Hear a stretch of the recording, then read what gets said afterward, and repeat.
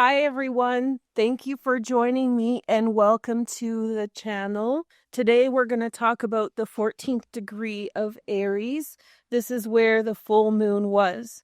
We did a deep dive a few days ago on this degree on the full moon, but I thought it would be helpful to take a look at all of the transits that coalesce on this degree because there's a lot and there are several planetary cycles that are involved here. So today I'm going to go over the astrology with you guys in a much more beginner-friendly way, so less to do with technical astrology and more to do with interpretation.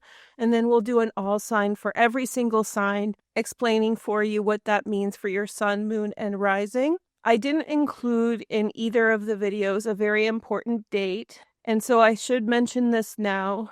When we talked about the conjunction of Jupiter and Saturn at 14 degrees of Aries in 967, this is a very important day for Polish people because this is when our country became a country. So Poland became an official country in 966 CE when Mieszko I was christened and crowned the King of Poland. So we mentioned that several other big events were happening in 967, but also Poland became a very powerful country in the Middle Ages in Europe and a very prolific country in Europe and in the world in modern times. So we got wiped off the map, we came back, we got wiped off the map some more, we came back again, and so 967, the conjunction of Jupiter and Saturn, is important for all Polish people. So I thought I would mention that. But overall, this energy has a lot to do with crystallization of power. We saw how it connected to the Roman Empire. We saw how it connected to the Arabic expansion in North Africa and other events around Europe. And although today we're not talking about mundane astrology, I thought I would mention it because, Polish pride. So, okay, Polska dziewczyna is going to do some astrology for you. And I'll see you guys in a minute with the all sign. Hey everyone, I just thought I would film the astrology section now. It's late at night, just in case you think my voice sounds weird. It's because I'm filming at night. So the other thing that I want to tell you right away is that I'm not going to film with this background forever. This is just an intermediary step, but I love the background today. I'll show you guys right there. Looks really beautiful in my opinion. Anyway, I hope you don't hate this, but today I just briefly want to go over some of the transits that we mentioned yesterday when we talked about the full moon. So what we're talking about here is the 14th degree of Aries. The 14th degree has a lot of correspondence to that specific degree. And I think that the planetary cycles that began here are most relevant. So I thought maybe yesterday's video was a little bit dense. Definitely okay for the members and for some of my regular viewers, but maybe other people would become alienated by some of the concepts.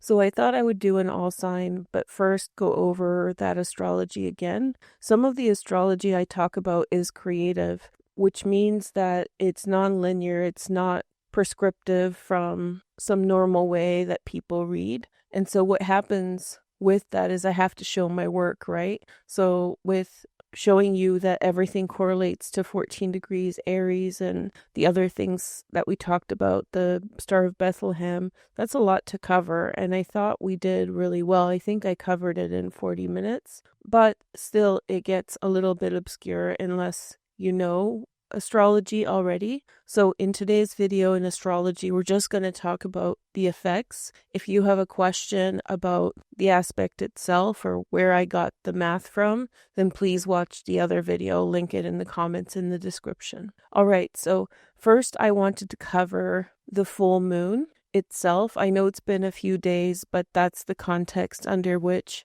we found all this information. So the full moon happened on the 6th of October. It was at 14 degrees Aries. We talked about that.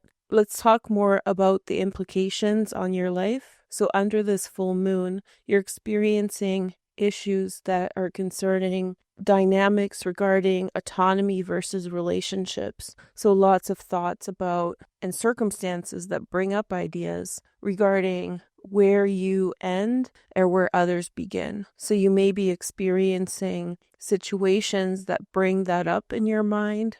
And more so than anything in Aries, we're thinking about autonomy and reasserting ourselves vis-a-vis other people and other situations. That in effect will allow us to be more integrated with other people. But for now, it's all about identifying a higher amount of self-awareness in your relationships. Like, where are your relationships shortchanging you or how they are helping you? And furthermore to that, you find a deeper self-awareness of your self-identity through conflict or mirroring. I definitely had a lot of this in which I was looking at different situations, even not involving me, and really learning a lot from these interactions. So pay attention to, what interactions with others made you think of or how you felt about them. Those kinds of things are very helpful for you at this time. Another theme from the full moon is asserting yourself without domination. And this is really connected to the square between Mars and Pluto that we've been under, and Mercury that is squaring Pluto now. So you need to assert yourself in order to be heard, in order to make your way in the world. But when it's domineering or domination, all those kinds of things, very often this backfires, very often this leads to problems, all those sorts of things. I hope some of you had some emotional breakthroughs. I know some of you in the comments did mention that there was profound moments of self-understanding, so congratulations with regard to that. So the first kind of association that we brought up with regard to the 14th degree of Aries was the planetary cycle conjunction between Venus and Chiron. Planetary cycle just means observing the relationship between two transiting bodies, and in this case, the Venus and Chiron, their conjunction beginning a new phase, and then this phase with Venus will last about 10 months by the time that she returns back to Aries after her entire orbit. So what was interesting about this conjunction at exactly the same degree as the eclipse. I keep calling it an eclipse, but it's a full moon in Aries. What's interesting about the Venus-Chiron planetary conjunction is that there were two cycles at the same degree in 2023 and 2022. We're looking at the 2022 one, the first one that happened. This means that Venus and Chiron were in this relationship from this degree for nearly 2 years. This allowed you for some type of healing with regard to your identity. Very powerful transit that probably was understated. Through those two years, I could assume that you had reached certain situations that had brought up issues to do with how you fail yourself in relationships, or how you allow certain things to happen in your life that are not super good for you. And so with Venus, it's always about healing and healing of the self, providing for yourself better quality of experiences. So with Chiron Venus planetary cycle from 2022 and to 2023, and then 2023 to 2024, 2 years, you may have gone through a series of experiences that one way or another reminded you like, hey, wait a minute, I deserve more. I should ask for more. I'm worth it. So these are major cycles of self-acceptance. For some of you, this is channeled through art as medicine, I wrote down. Also, this is a moment in which you can reclaim your autonomy in situations. So we all get conditioned to believe certain things about ourselves, and it's these cycles between Chiron and Venus that wake us up to our own self-awareness. Like, are you giving over too much of yourself to other people? Are you not stepping into your own power enough because you do not want to step on anybody's toes? And so with Venus there, it's that awareness of Chiron, which is, hey, I'm not living the life I should be living because of how the world has conditioned me to behave and the choices I've made as well. But Venus is coming in this planetary cycle and providing love and self-understanding. And I hope that some of you have reached points of awareness through those 2 years about self-worth, self-growth, and self-improvement. Through these cycles, one of the things that you definitely, hopefully, have reached is the ability to learn to love imperfections within yourself. And when you learn to love imperfections within yourself, then you have the ability to love imperfections in others as well. And when we accept that the world is not just black and white, but a whole mix of shades of gray, that sounds kind of, I've never seen that movie. No shade to anyone, just punning here. But when you learn to love the imperfections within yourself and stop seeking perfection, then this opens you up to a lot of new relationships and interactions that are of a positive nature. But also it breaks through a lot of the conditioning and programming that holds you back. So through this healing process of 2 years from 2022 to 2024, you probably came upon some kinds of circumstances that in some way made you aware of how you were chasing goals that were never meant for you. And when you stopped chasing those goals in some way, that allowed you to take a deep breath and actually position yourself in a way that allowed you to break away from expectations that society puts on your shoulders. And so therefore you become free to live more independently. And when you live more independently, then you get to experience courage because you're no longer afraid of acceptance. So courage is a huge part of this planetary cycle. The Courage to Be Disliked, that's a book. You guys have to remind me who wrote it. And the last part of this cycle that I want to bring your attention to is the ability to heal our intimate sides. So when we talk about intimacy, we talk about emotional intimacy, but also physical intimacy. And so this planetary cycle allows you to accept yourself as you are and allows you many stages of healing in terms of intimacy, self-acceptance, and spice. Now, this full moon, going back to the full moon, is at a time when Mars, the ruler of Eris, is in Scorpio, which is a sexy sign, squaring Pluto, and that brings up a lot of tension. But also Chiron is certainly aspected in heavy ways at this time. So the full moon is activating very similar transits. And we're going to talk about Chiron in a separate video because there's a lot to talk about this, but the 14th degree of Aries is heavily activating Chiron planetary cycles. So the next planetary cycle that I want to talk about also happened at the 14th degree of Aries, but in 2023. So Chiron hovered between these degrees because of its retrograde cycle for a long time, and therefore many planetary cycles began. Here we see Vesta beginning her planetary cycle with Chiron. But Vesta is an asteroid, and so not as important for our conversation. But the Jupiter-Chiron planetary cycle is a 13-year planetary cycle. This means it will take 13 years for Jupiter to orbit around the sun and return to the same position at which Chiron is. In this case, it's going to be in Gemini in 2036.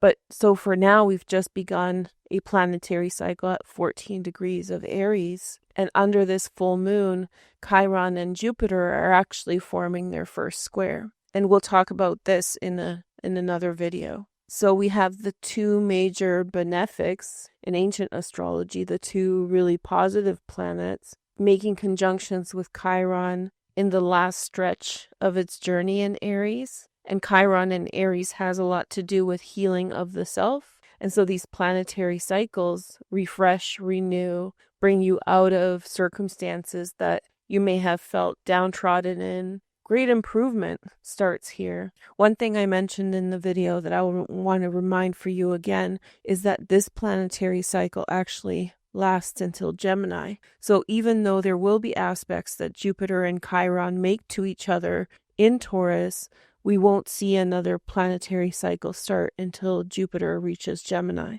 That's important to consider because it's going to cover quite a lot of the chart, the energy that started at this 14 degrees. But with Jupiter, we're talking about religion. And when we talk about religion, and this is a great chart to show you that this is for March 2023, we have Saturn having just entered Pisces. And I mentioned this in the deep dive video, but Saturn's correlation to upheaval of religion, faith, belief has really affected a lot of the institutional religions, but also the more informal belief systems and spiritualities that have also gone through massive upheaval and shifts and changes of their own. There's been a lot of questions of spiritual psychosis, for example, really dominating the internet, and people talking about and questioning our new age spirituality practices. Anyway, so Saturn's been in Pisces since 2023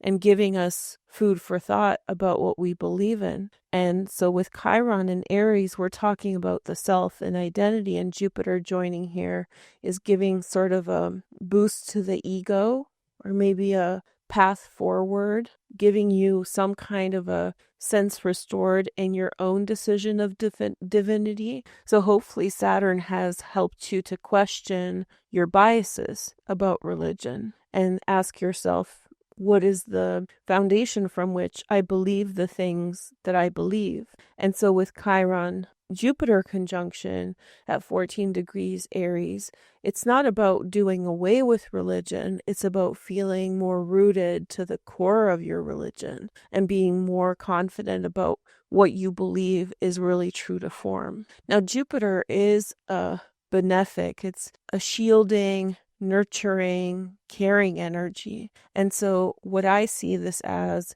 in the context of Chiron and Aries, providing you a lot of help and support on your journey for the next 13 years. So in other words, a cycle has begun that has to do with improving the self-concept, improving your self-esteem, improving the way that you feel about yourself, your ideology, and how you fit into the world. I think Jupiter also will help us get out of the system. And when I say the system, I mean the system that may be defining you a certain way. And so the aspects to Jupiter, be it a sextile or a square right now, they're all going to help you to navigate and to position yourself in a much more positive place in the world. So this is all happening from the 14th degree. It's not super rare because cycles do happen, but the confluence and the symbolic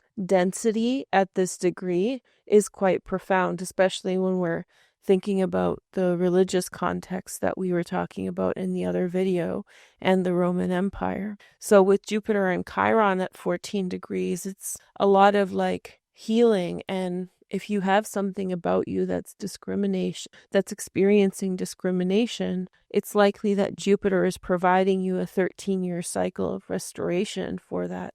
So Chiron and Aries may have brought your awareness to some of the issues that you face. You may have felt more strength and ability to confront what you are in the world. But with Jupiter, it provides you avenues through which to liberate yourself. So it's quite exciting. It's a beautiful cycle. I like it a lot. Even this square, I'm excited to tell you about it. I think it will be very helpful. One of the things I wrote down is hypocrisy. So in Aries, you're kind of seeing hypocrisy written on the wall. And so Jupiter is allowing you ways through which to confront the hypocrisy. That doesn't mean shake up your world, ditch your religion, but just have the ability to withstand any conditioning that other people are forcing you to believe. And for some of you, Jupiter is going to provide you avenues through which you can find places where you can coexist. So with Chiron and Aries, there's an awareness of who you are. You're allowing yourself to be a certain way,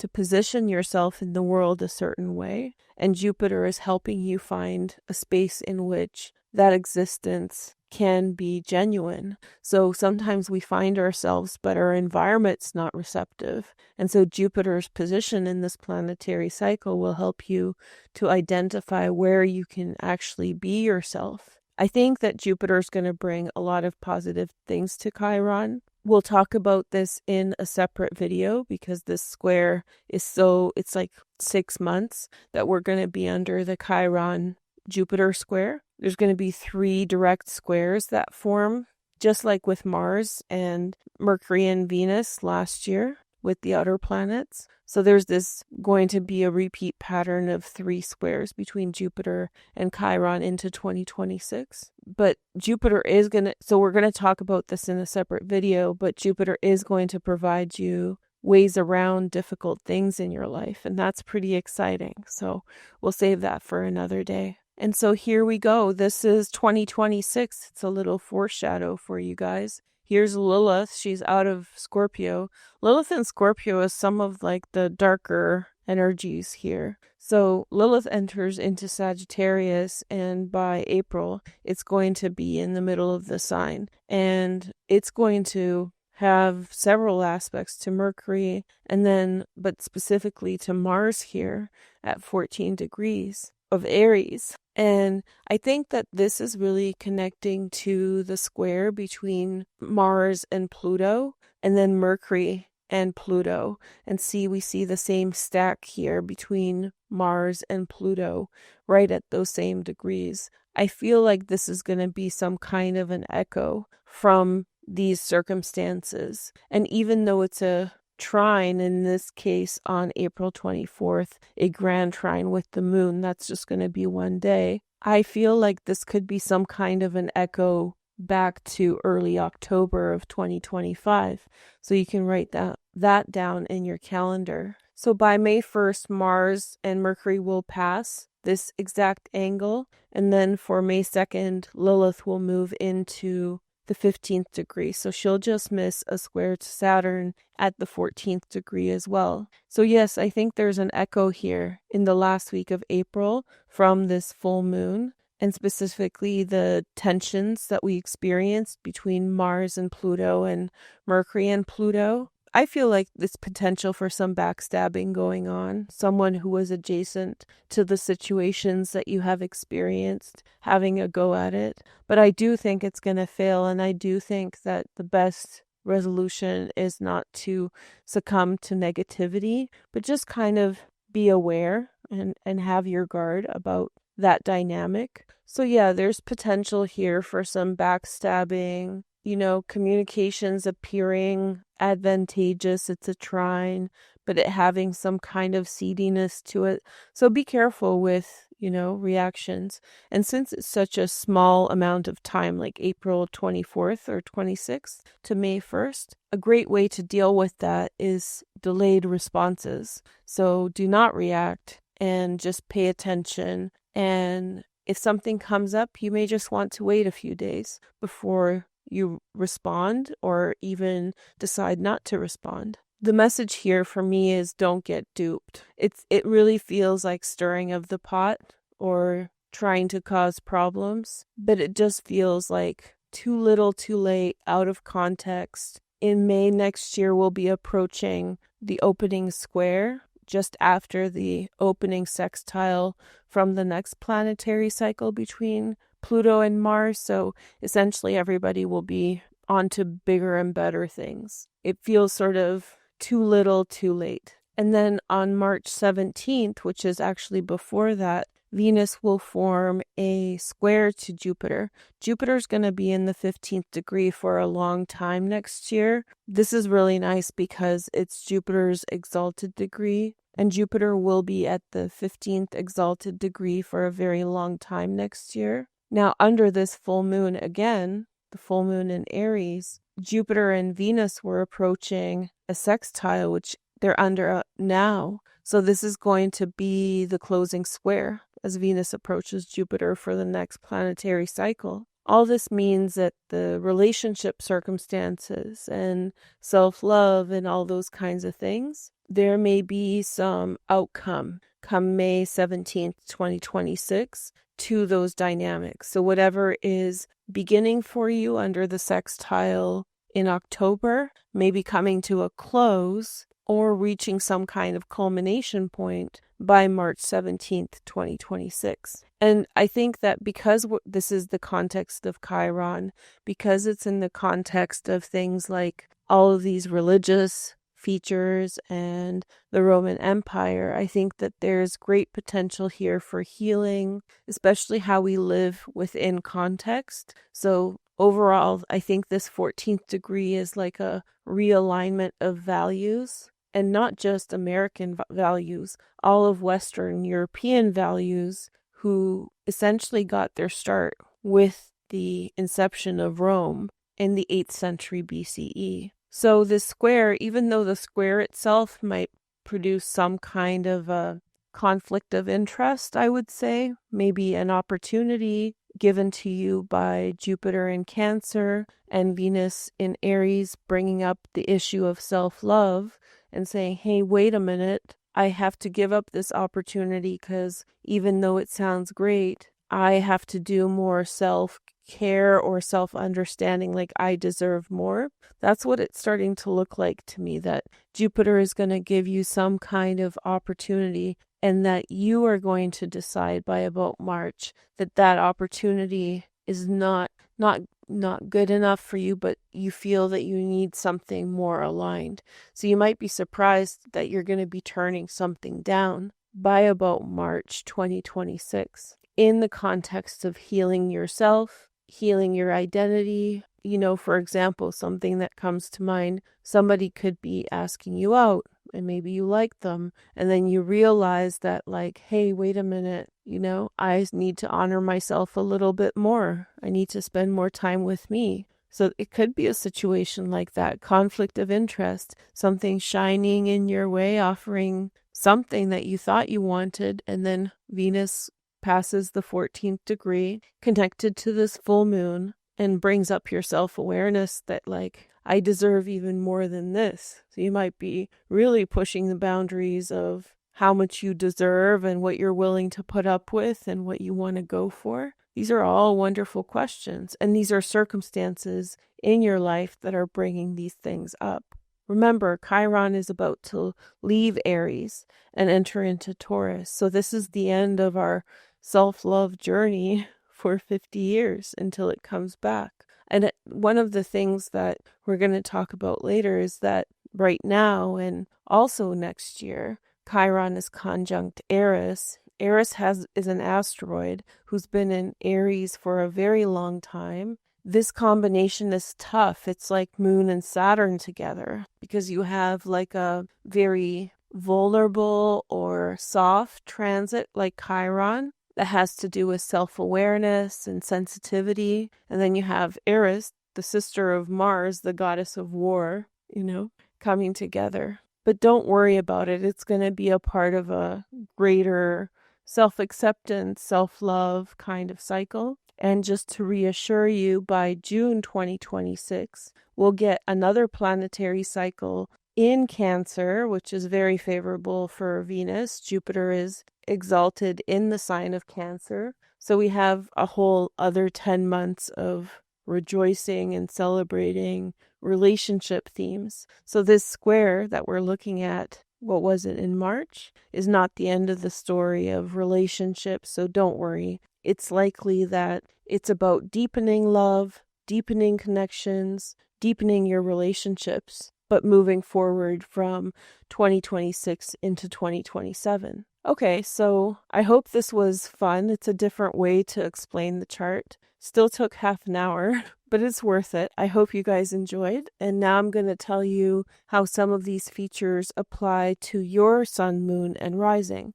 So make sure to watch for all. Thank you for watching. Talk to you soon. Bye. Hi, Aries. Thank you for joining me and welcome to the channel. Let's take a look at the energies for you for the 14th degree of Aries. So this is probably the most important sign that will be affected by the transits that we're talking about today. I think that for you, this is a powerful moment, especially in the context of Chiron transiting through Aries since 2019. This is kind of a shedding of skin, like the snake sheds its skin. You're revealing a new, true identity as the old version of you is falling away. This is a moment in which you step into your true individuality, especially if you feel like that individuality was hampered by external factors. This is a moment when you can feel very high self-esteem and self-worth through these transits. So the first transit that comes up is the full moon in Aries. So that just happened a few days ago on the 6th of October, and it opened up a can of worms with regard to the astrology. What I mean by that is it triggered a lot of the other astrology and kind of activated your first house. The first house has a lot to do with the self, belonging, confidence, and also emotional accountability and boundary redefinement.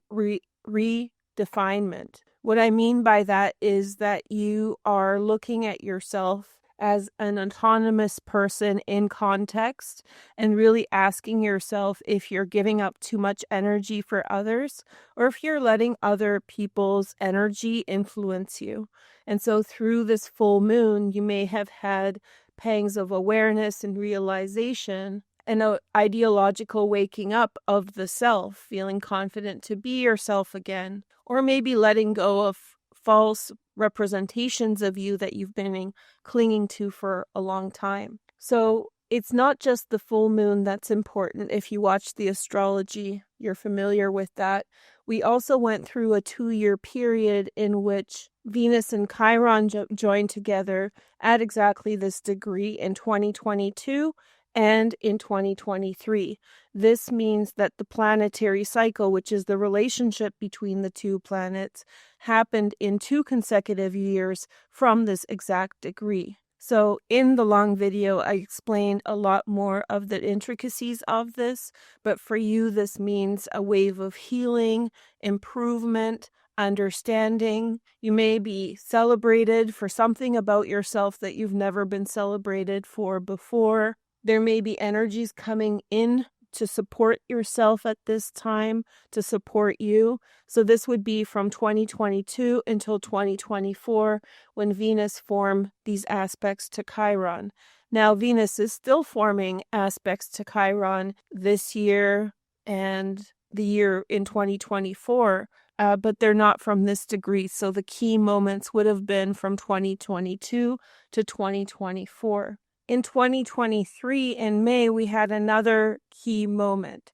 This is when Jupiter and Chiron joined together in your first house at 14 degrees as well. This is a 13-year planetary cycle, meaning this will continue until 2036. Overall, this cycle has a lot to do with larger patterns of improving of the self. Jupiter is bringing to you boosted self-confidence, improved situations in order to be celebrated for who you are, changing circumstances around for you so that you may actually be in the presence of people who understand you and who are ready to uphold you and support you and celebrate you. Now, looking forward a little bit, we see that in April 2026, next year, at the end of the month, both Mercury and Mars will form a trine to Lilith at 14 degrees of Sagittarius from 14 degrees of Eris.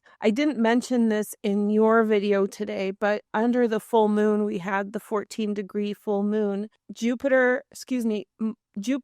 Pluto squared Mercury and Mars just days after the full moon, before and after, leading to circumstances that evoked a challenge to your sense of self, your sense of autonomy, etc.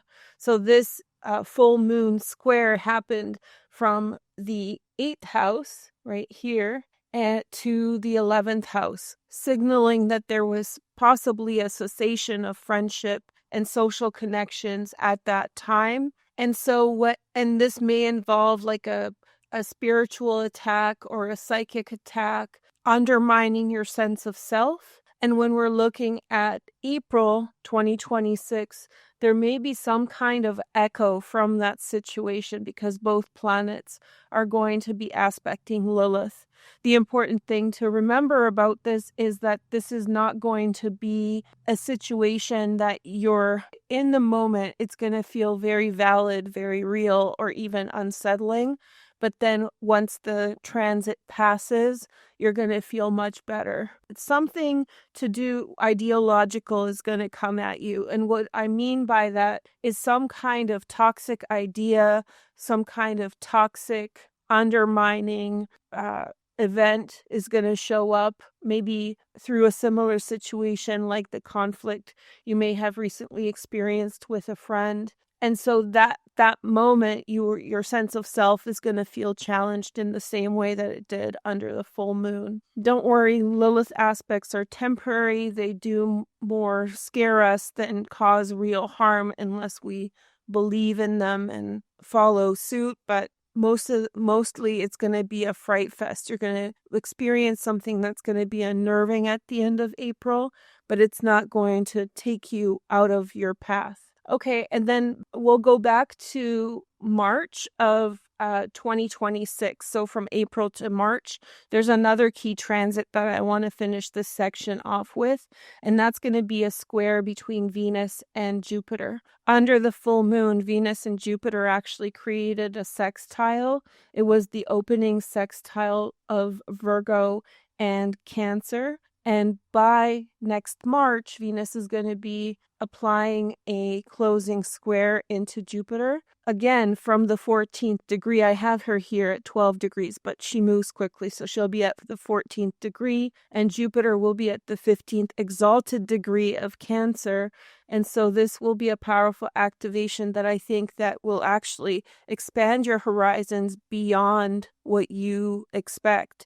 So whatever you think you're growing into, I think it's going to be much greater, much broader, much more dynamic or diverse. And those patterns of Venus-Chiron conjunctions, remember from 2022 through 2024 from the 14th degree, all that healing that you've done is getting you ready for expansion of horizons. And with Jupiter in the fourth house, I think that this may have something to do with family or home, expansion of those types of circumstances.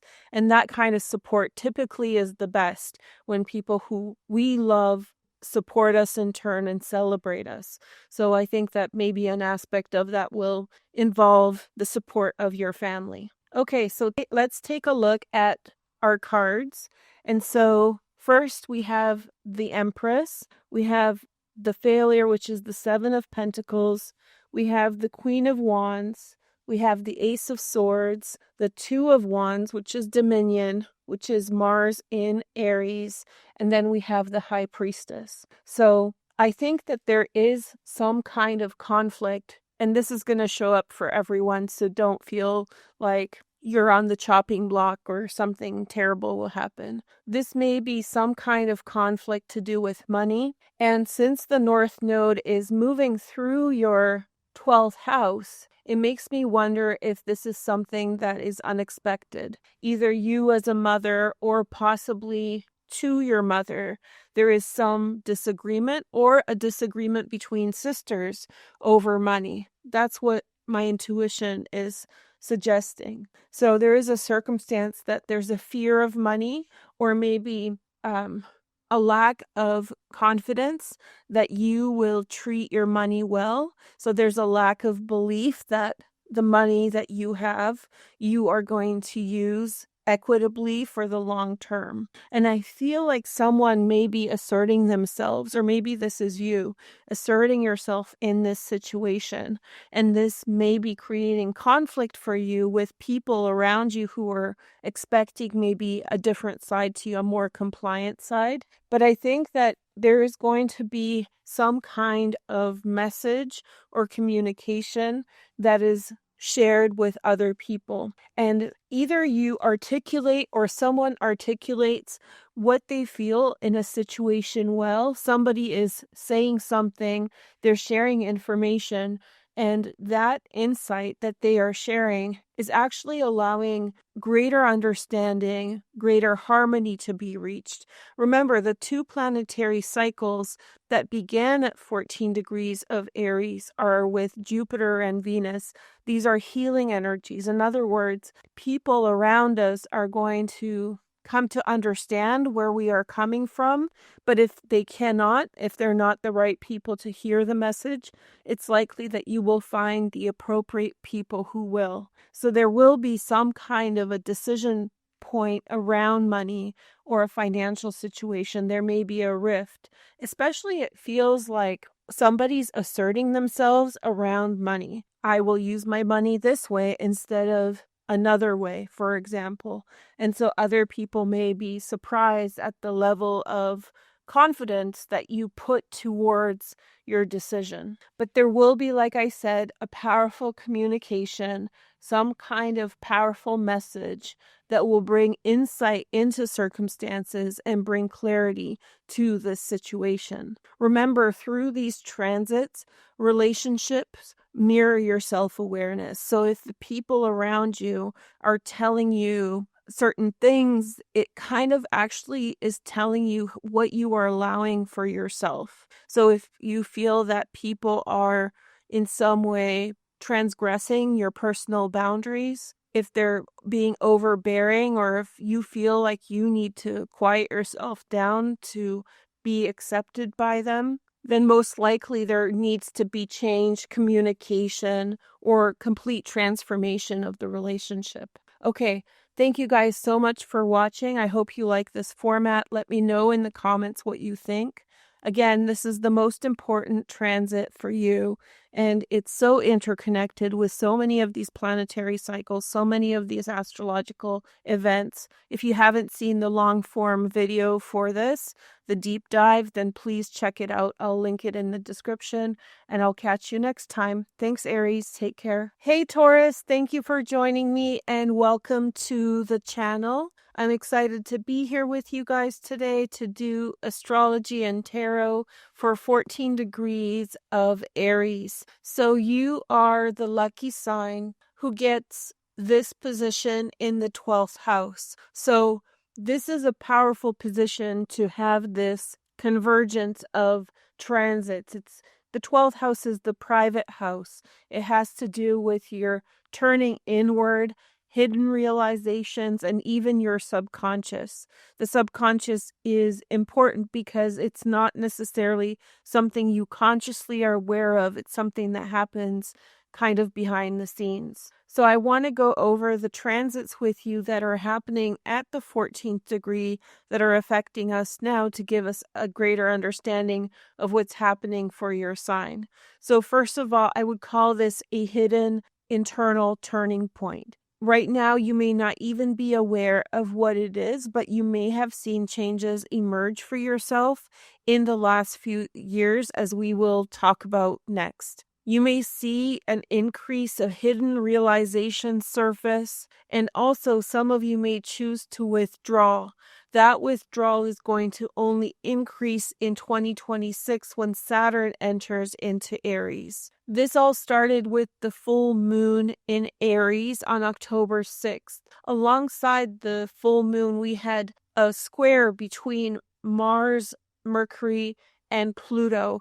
There was a square between Pluto and Mars before the full moon and a square after with Mercury. Now for you, this really triggered your 7th house, your house of partnership. And so tension with partners, all sorts of partners may have emerged. Your relationship, your primary partner, best friend, or even a boss or a very close colleague may have been in a tense relationship to do with the pressures that you are under in your everyday life. This may have prompted you for reevaluation of circumstances. You're here in the 12th house in 14 degrees of Aries, taking a look at your life. And so why are you taking a look at your life? Well, in 2022 and 2023, Venus and Chiron joined together in the 12th house, creating 2 planetary cycles back to back. So for you, this was awakening. You may have had quiet support from someone behind the scenes. You may have had a healing, loving energy around you to come in and support you.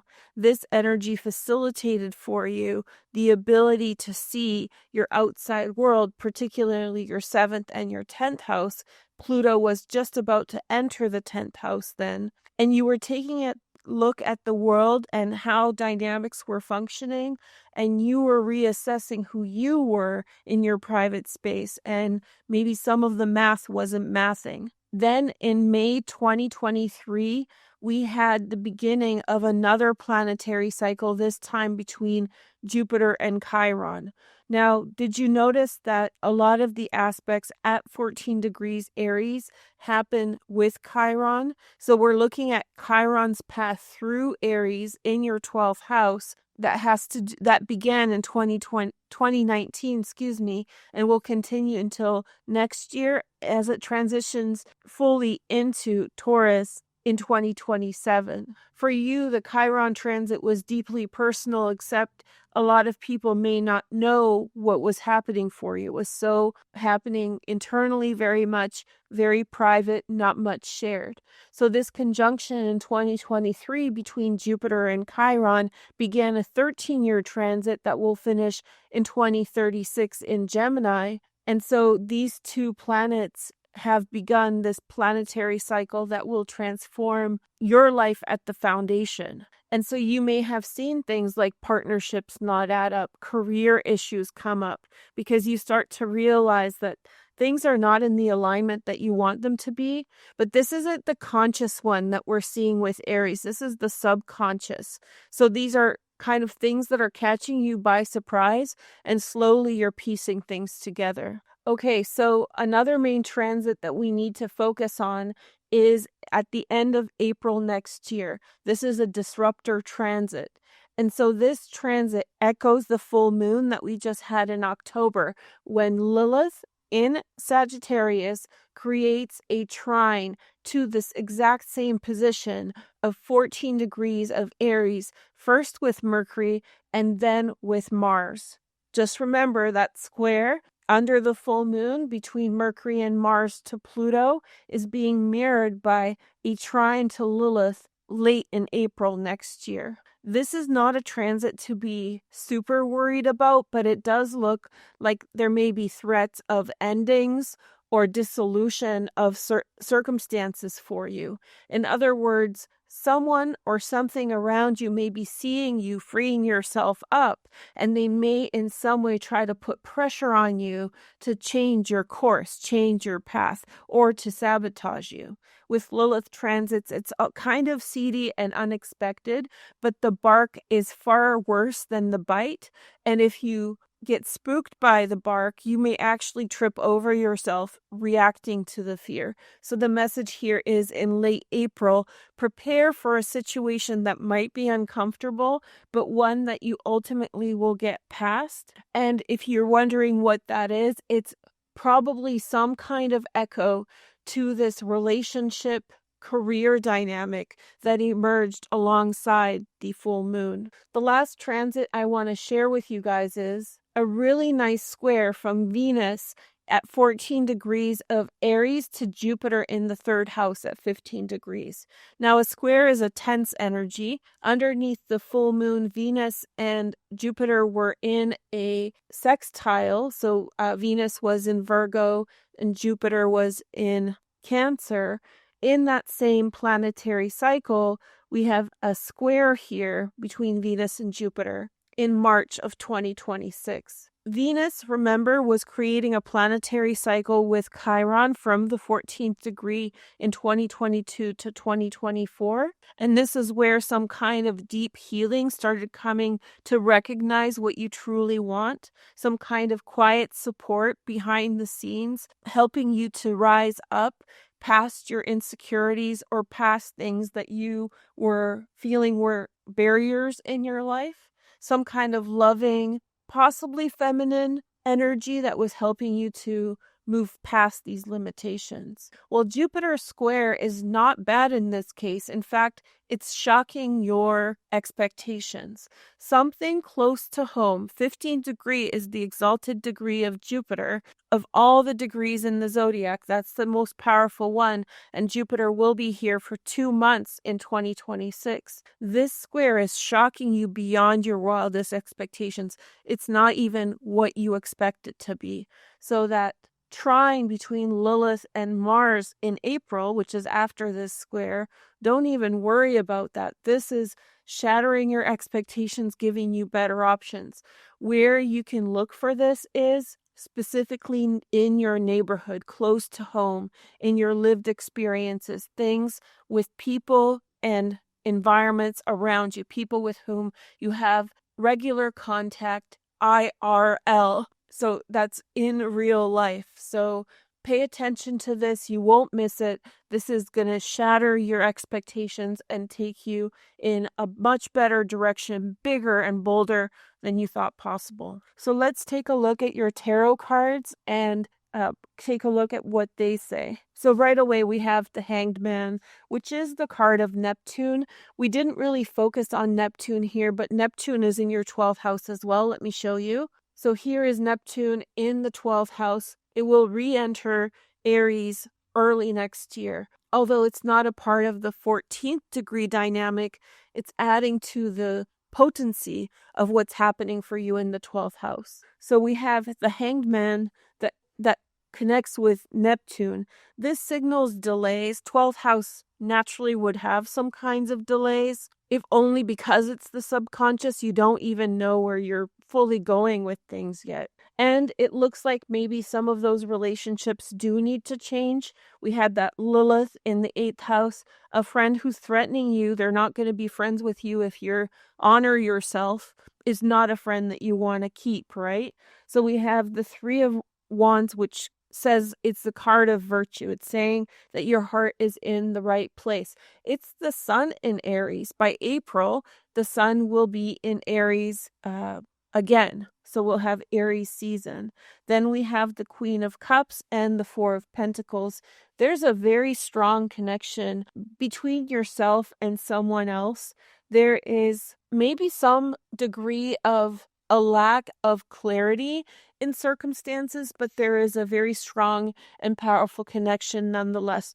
The Four of Pentacles is Sun in Capricorn, and so we have this 2 seasons. We have the Aries season and the Capricorn season being very important, maybe next year. But in order to look at the order, I would consider this Aries season to Capricorn season, as opposed to Capricorn season to Aries season. So not this December, but from April next year until December next year. Somebody's information may be hidden. We have the Queen of Cups. She withholds information. Now, sometimes withholding is like an intuitive act. You know when not to speak and not to share information. However, because we have Lilith and we have those squares to your 7th house, this could signal somebody who is working against you quietly, pushing against you, pushing against your progress. And it's right beside the Hanged Man, which could suggest that, there's delays from a lack of clarity of information. Information is being withheld from you. What I could see happening here, and I'll bring up the chart again. Oh, this is a really good one. This is for May 2022, because the moon just happened to be there. The moon is in your 7th house once a month anyway, but this is a nice chart to illustrate what I'm talking about. So this may not be something that is strongly against you, but there may be a push-pull dynamic between you and someone else.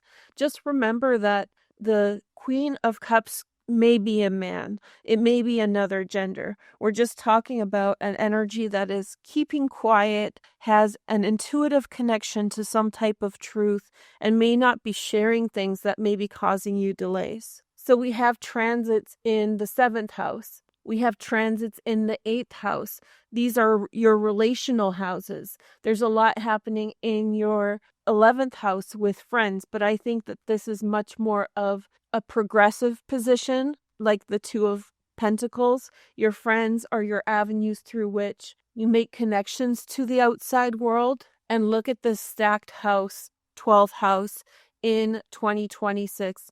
A lot of powerful changes happening behind the scenes. You're getting in touch with some powerful truth. Look for fire sign people, possibly women, but maybe men, because there are so many masculine transits in Aries right now. But there is someone who is your PR team, someone who speaks on behalf of your subconscious. There's a person here who needs to say something that possibly another person was not saying. So one person was withholding information, another person was speaking out. And this is going to lead to powerful change. I think you're concerned about stagnancy. I think you're concerned that things will not go anywhere. But there is progress here with the Two of Pentacles. I love this card so much. Jupiter and Capricorn. And in 2027, we're going to have a new series of eclipses in Capricorn begin. Now, this is steady change, slow, steady, methodical change. You may be even looking towards Saturn in Capricorn in 3 years' time. I didn't want to look it up, but it's coming. It does look like maybe there will be some professional or personal rifts that you go through because a new version of you is coming.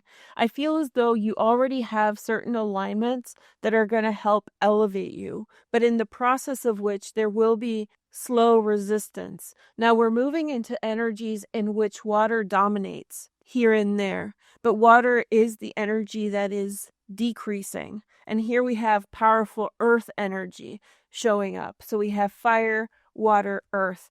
Water shows up as the restrictive, fire, the cardinal, the initiatory, and then the progress, slow, steady progress towards your goals. Thank you for watching. See you soon. Bye. Hey, Gemini, thank you for joining me and welcome to your video.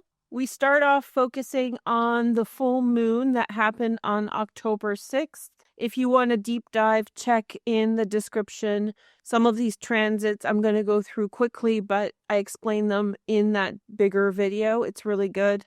So if you're wondering about any one of these, I explain it in detail there. Overall, this is a moment of uplift for your friend networks. This uplift will last up to 13 years, and there are several different iterations of it. This improves your network, collaborations, and you may experience some degrees of drama and triangulation as you improve and make changes and make your way in the world. Underneath the full moon, there may be a release of alliances. By that I mean some friends are just not going to make the cut anymore. You may have experienced some backlash from the changes you're making. Look here, you have Mars in the 6th house in a square to Pluto in the 9th house, followed by Mercury. These are harmful things people are saying to you to make you come out of your way, to block your mind from moving forward in the direction that you would go if you had a clear mind or were not affected. Step outside your comfort zone and do not go along with cunning whisperings wishing to hurt you. Don't be afraid to travel, move space, change your orientation, change the people with whom you share time with and space with.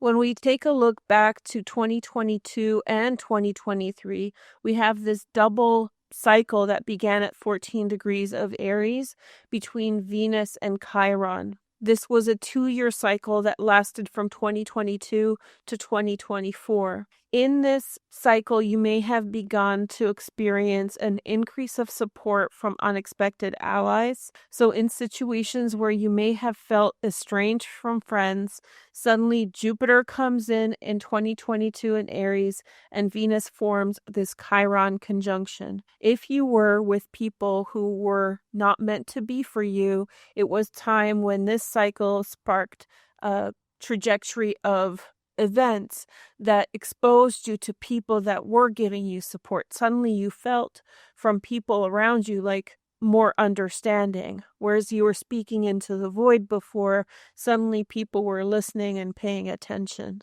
Through this time, conflicts with groups may resolve, and so people may have stood up for yourself or spoke up on your behalf to improve situations. In April 2026, we're going to see a false flag situation where maybe some of those pushback energies that you saw under the full moon in October, or these transits with Venus and Chiron in 22 and 23 spark up again, but in some personal way, because it's in the 7th house. Someone very close to you, a lover, a friend, a boss, a colleague, someone you really implicitly trust, may throw a curveball your way and surprise you. They may undermine you or make you feel doubtful about the direction you're going. This may be an echo of this full moon, so pay attention to this full moon that just passed. And in late April, you may see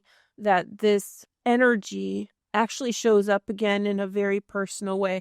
With Lilith, it's a lot of gaslighting, right? So just, in one year, out the other. Don't internalize it. It's going to be convincing, but try not to internalize it too much. Then going back to 2023, Jupiter and Chiron formed their conjunction. This is the basis of the 13-year transformation that you're under with regard to self-worth in your area of friendship. So any issues that you have been up against, maybe settling for friends that are not treating you well, or maybe aligning with friends that are not necessarily taking you in the direction that you need to go, or that you need to go with them in. Jupiter is going to be creating aspects to Chiron and Aries, and then Chiron and Taurus, that is going to liberate you, but definitely Chiron and Aries in the beginning part, giving you new opportunities, expansion for new friends, new connections, actually better friends that you even thought were possible. Maybe someone who likes to nerd out over the very similar things that you love that you never thought you would find a pal with that to share that interest, that special interest. And then if we look forward to March of next year, so this is before Lilith makes her aspect to Mars and Mercury in Aries. Before that, Jupiter and Venus are going to create a square. And so squares are sometimes considered tough angles, but in this case, I think this is going to break your expectations. Something is coming your way, possibly involving money. This is a very, very lucky transit for money for you. We'll get Jupiter for 2 months exalted in Cancer early next year in February, March, and April. It overlaps the 3 months, but it's about 2 months. Jupiter will be at its exalted degree, not just its sign, creating a square to Venus. To me, this symbolizes that you experience some kind of financial increase that actually changes who you can be around. So maybe your best friend is really far away. With Pluto there could be a real draw to people from faraway places.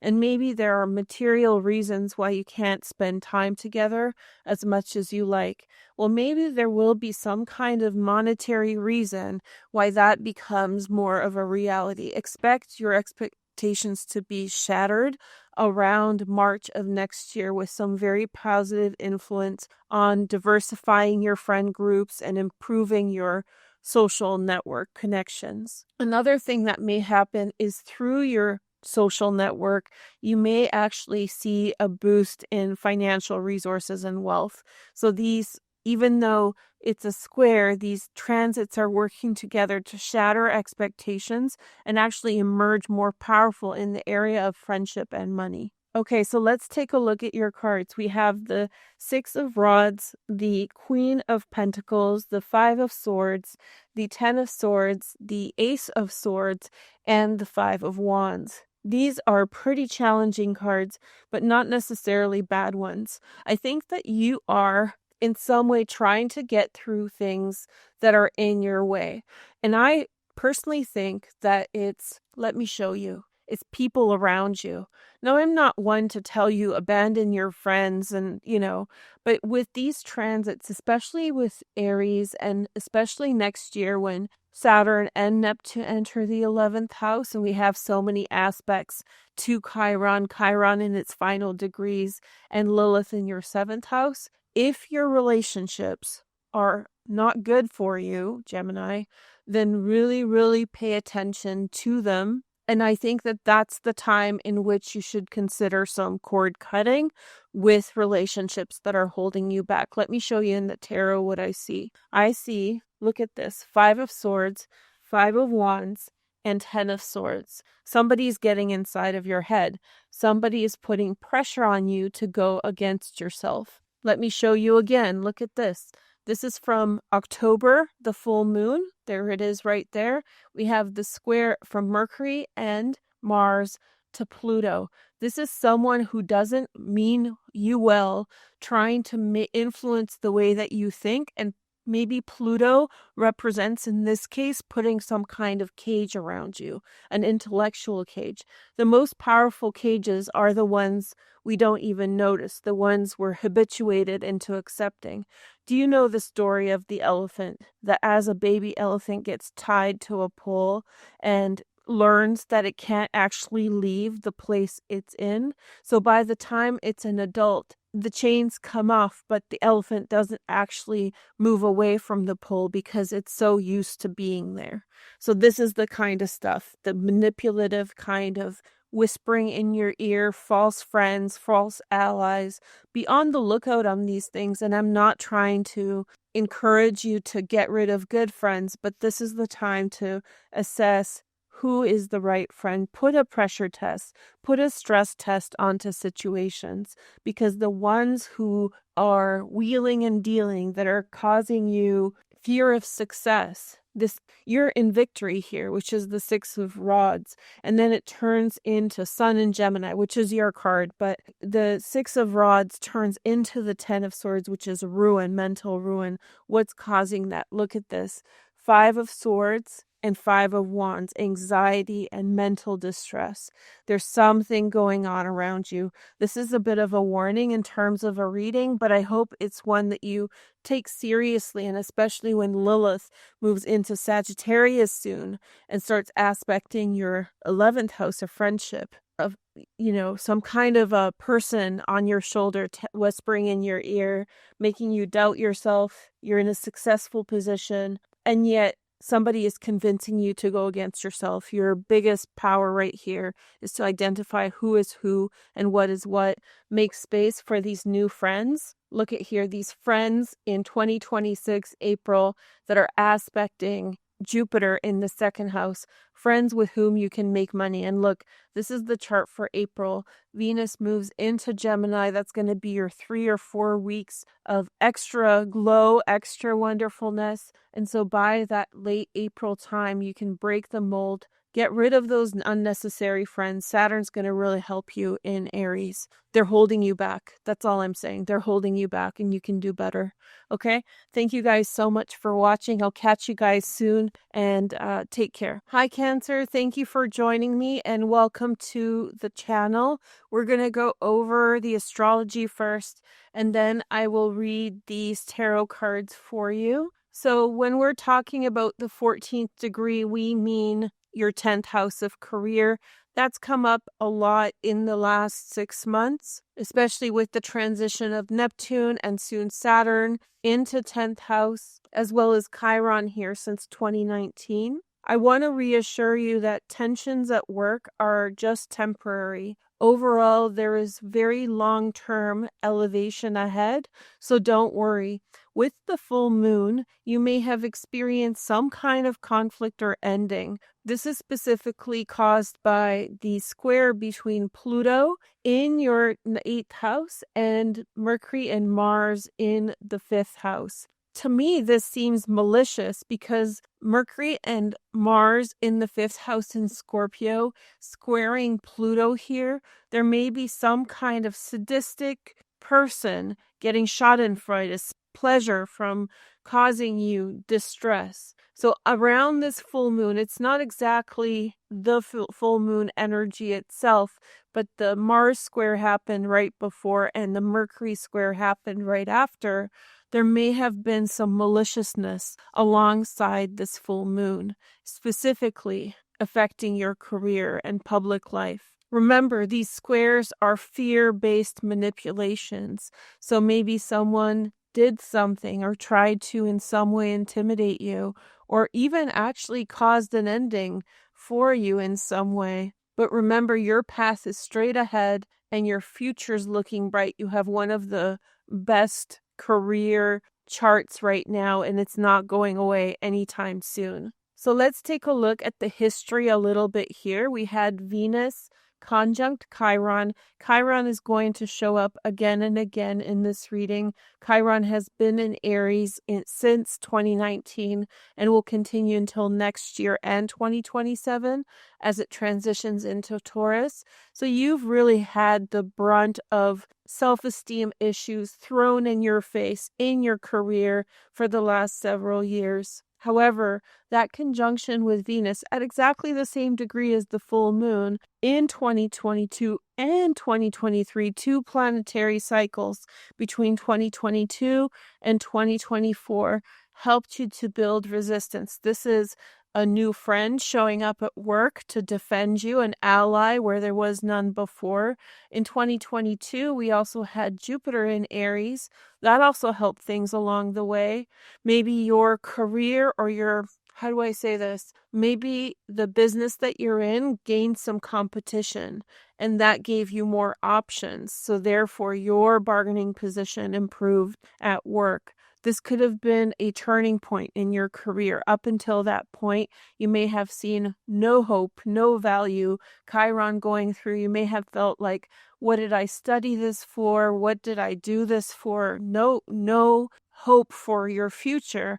But in 2022 through 2024, you had these beautiful transits in your 10th house that hopefully elevated and gave you hope for the future. Now in 2023, Jupiter entered into Aries, right? Was in Aries at 14 degrees with Chiron.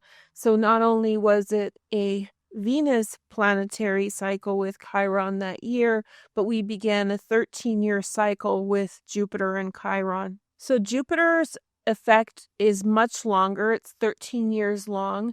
But the special thing about this is that Jupiter reinvents the wheel, so to speak. Sorry for the pun. But Jupiter comes into your place of career and fundamentally changes things. Venus brings love, understanding, a better climate, a better vibe into situations. But Jupiter's changes are long lasting. And we're still in this transit. I'll show you in a minute. But Jupiter is essentially going to transform things for you in terms of your career. Now, right now, we have Jupiter at 15 degrees. Actually, Jupiter's in the 24th degree or 20th degree of Cancer right now, but it is a square to Aries, and that's what's important. Chiron and Jupiter are actually in a square right now. And so what that means for you in that planetary cycle, that opening square, is that a part of you is elevating so much that those restrictions put on you in your career are actually not working anymore. Whoever threw negativity your way, that's really falling to the wayside. Now, this is the chart for April 24th, 2026. This is when we have Lilith in Sagittarius at 14 degrees, creating a trine to Mercury in Aries and Mars in Aries. Take a look at this chart from October 2025. We had Mercury and Mars in Scorpio squaring Pluto. So the April 2024 chart with Lilith at 14 degrees of Sag, creating a trine to the same planets that were squaring Pluto in October, echoes. There's a maliciousness here. There is someone who is trying to undermine you. In your career at the end of April, it's likely that there will be some kind of malicious intent that is trying to make you draw back and think that you're not going to make it. the truth is that you are going to make it and it's going to be great. It's very important that in late April next year, you don't internalize. And that level of taunting that you're going to experience is going to mirror what happened in October this year. So take notes. It's still fresh in our minds. About a week ago, what was going on for you that was taunting you about endings, some kind of mean-spiritedness, there is going to be an echo, but that echo is going to be far less powerful than the one we saw in October. So it's just going to scare you a little bit, and it's going to remind you that you want to keep growing in your career and expanding. And so let's take it back to Jupiter, because Jupiter will be at 15 degrees of Cancer for 2 months next year. 15th degree is the exalted degree of Cancer. And through that time, Jupiter will be creating a square to Venus. Under the full moon we just had, Jupiter, there's Jupiter, this is the full moon, was creating a sextile to Venus in Virgo. That was their opening sextile that they just finished now. And so next year, this is going to be the closing square before they create their next planetary cycle. One more in Cancer. We're very lucky. It's going to be very lucky for you when they join together later next year. But for our purpose, from the 14th degree, where that full moon was, Venus is going to square Jupiter at 15 degrees of Cancer. What this is you glowing up, growing beyond the limitations of your career and all those mean-spirited people around you. In other words, do not feed into the mean-spiritedness of people around you. And if anybody's scaring you about endings or things like that, this is not going to work that way. If anything, an ending will come by you transcending your current limited space. What comes to me intuitively is that sometimes in workplace settings, it is the establishment, the owners, the bosses that run the show that facilitate abuse between workers in order to control, divide, and conquer kind of thing. In those kinds of establishments, narcissists thrive because they're able to weaponize the lax rules and abuse good employees such as yourself with them. So if you're in that situation, hold tight, because by March next year, there's definitely something emerging where you are better than that current environment. So if your workplace or public environment is holding you back or holding you down, trust the long-term gains of Jupiter planetary cycle with Chiron showing up for you in early 2026. And basically, things will come in for you that are going to elevate you so much that you're going to outshine whoever the bully is. Okay, so let's take a look at the card. So the first card is your card, which is the Chariot card. It is the card of Cancer, and this is the card of overcoming and transcending. So here you are right away. The promise of transcending is the first card. Knowledge and wisdom through your lived experience. I know it's probably been pretty hard for you guys, especially if you've been targeted or if there's been malicious intent directed at you, but look at you growing past and growing through your problems. We have the Four of Wands. There is this element of support from family and friends giving you a lot of consolation and moral support. So the Seven of Pentacles in this deck looks really dark, but it's not a dark card. We have 2 sevens in the end, the Seven of Wands and the Seven of Pentacles. All this is saying is save your money. Invest your money, save your resources for later. Later next year, Jupiter will enter into Leo, and it's going to be a long stint in Leo because Jupiter will not retrograde back into Cancer once it's in Leo, and that's your second house. So whatever's going on for you now, think strategically. If someone who is being problematic towards you is getting in the way, there is some long-term forces that are elevating you beyond that. So think very critically whether or not you want to involve yourself in circumstances that are considered small, that will be ultimately small in your whole story arc, your whole future. And you want to use your resources wisely, because once Jupiter enters the second house, that growth is going to magnify, and then there'll be lots of opportunities for you to invest into and grow from. You've done the heavy work here already, which is that the internal resolve is there in your workplace situations, and now you're taking it further. So these are your Valor cards. We have the card called Valor, the Seven of Wands, which is Mars and Leo. Remember, Mars was in Leo for a long time this year and last year because of its retrograde cycle. And here's Venus in Aries. And so in our final chart for March 2026, we see Venus in Aries in the position of that full moon again. That Venus Chiron planetary cycle from 2022 to 2024 is showing up. The lessons you learned, you apply, and you don't get into the trenches with the bad faith people, and you just save money for your future, hold your head high, and you got this. You're going to do really well here. Okay, take care. Hi, Leo. Thank you for joining me and welcome to the channel. Let's take a look at the 14th degree and what it can mean for you. Overall, the themes for Leo are going to be being seen as authentic, or issues to do with your authenticity and maybe kind of coming out of some resistance. So the full moon happened on October 6th, 2025 at 14 degrees of Aries. And at that same time, we had Mars and Mercury square Pluto in the 7th house. Mars and Mercury in the 4th house for Leo.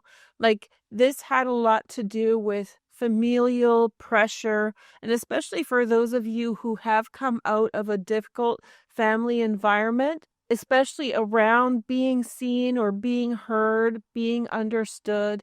Mercury, Mars, and Lilith may have really shaken things up in a square by sign to Pluto in your 7th house. You may be seeing the connections between your significant other and where that comes from in your childhood.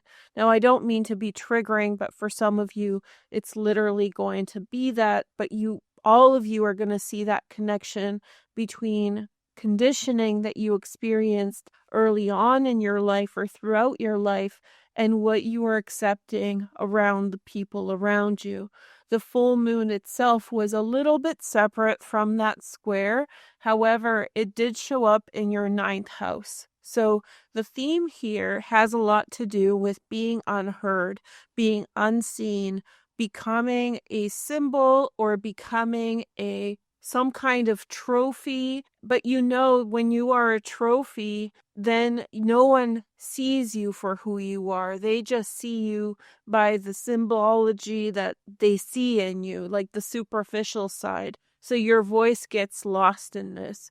And so underneath this full moon, you may be feeling that people are not seeing you for who you are, or there may be direct conflict between what you're actually saying and how that's being heard or interpreted by the people around you who are used to hearing you say what they want you to say. You falling out of authenticity to appease them. So through this time, you may be identifying with a worldview or self-expression that the people around you don't understand about you.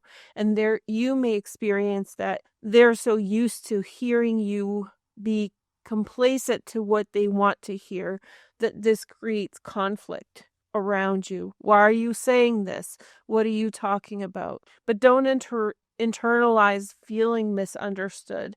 This is another wake-up call, another moment in which you have this pang of self-awareness about feeling authentic, the feeling of speaking your truth, how good it feels and how positive it felt to say what you needed to say in those social situations is your green light and is your insight into which direction you should go. So this all goes back to 2022 and 2023. We had a double planetary cycle begin between Venus and Chiron at the 14th degree of Aries, which is your 9th house. Through that time, in a space where people were not hearing you, people were not seeing you, suddenly you had a friend or two emerge who were hearing you, who were seeing you, who agreed with you on something you were saying.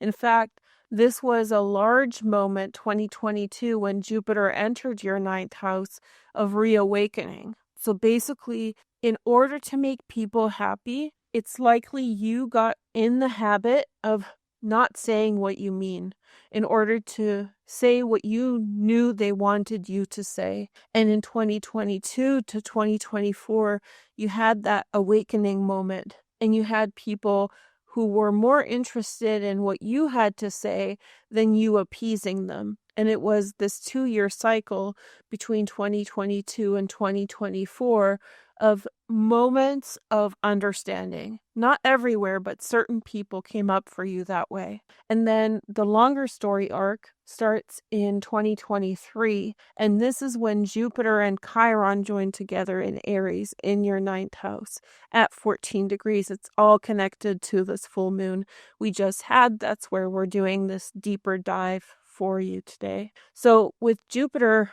this is a 13-year transit. It's going to continue until 2036. We're actually in a square right now. I'll show you guys in a minute in the 12th house. This is also positive in this planetary cycle. But Jupiter with Chiron does something similar that Venus does, but in a much bigger way. Whereas Venus may have shown up for you with a friend or two that were wanting to hear you out, wanting to hear what you have to say, wanted to travel with you in particular directions that no one else wanted to go with you. Jupiter creates the environment in which that is much more common. Much fewer people who only want to see the superficial you or only want to know you as a token or as a trophy, and much more people with whom you can genuinely connect. It's a 13-year cycle that we're in. And a part of this cycle has to do with breaking things. So in some ways, you are attached to the people and the situations that are currently holding you back. And some of those people are going to have to leave, and you're going to have to choose to find out which one of those to stay and which one of these need to go. And one of the ways you can do that is to look back to this October 6th, and see what conflict came up around you. Now, you had one of the more harsher positions for this because it happened in your 7th house and in your 4th house. This is people who were very close to you, family, partner, best friend. And so that might be really hard to accept and understand from people around you. There's another transit that's coming up in April 2026 in which Lilith at 14 degrees Sagittarius will create a trine to Mercury and Mars, the same planets that were squaring Pluto in your 9th house at 14 degrees Aries, that same degree again. And so what we're looking at here is there could be someone less close to you, but is still a friend, who says malicious things or who is otherwise stirring the pot in a negative way. And so this person may show up at the end of April and remind you of October 6th, 2025, and kind of scare you that you're not going to be heard, that no matter what you do, you're not going to be received well. This is all gaslighting. Don't internalize it. Just pay attention and move beyond whatever situation arises. Now let's take a look at Jupiter here. And Jupiter, this is that planetary cycle from 2023, but here we have a square between Venus at 14 degrees of Aries. Here it's 13 degrees, but she moves very quickly.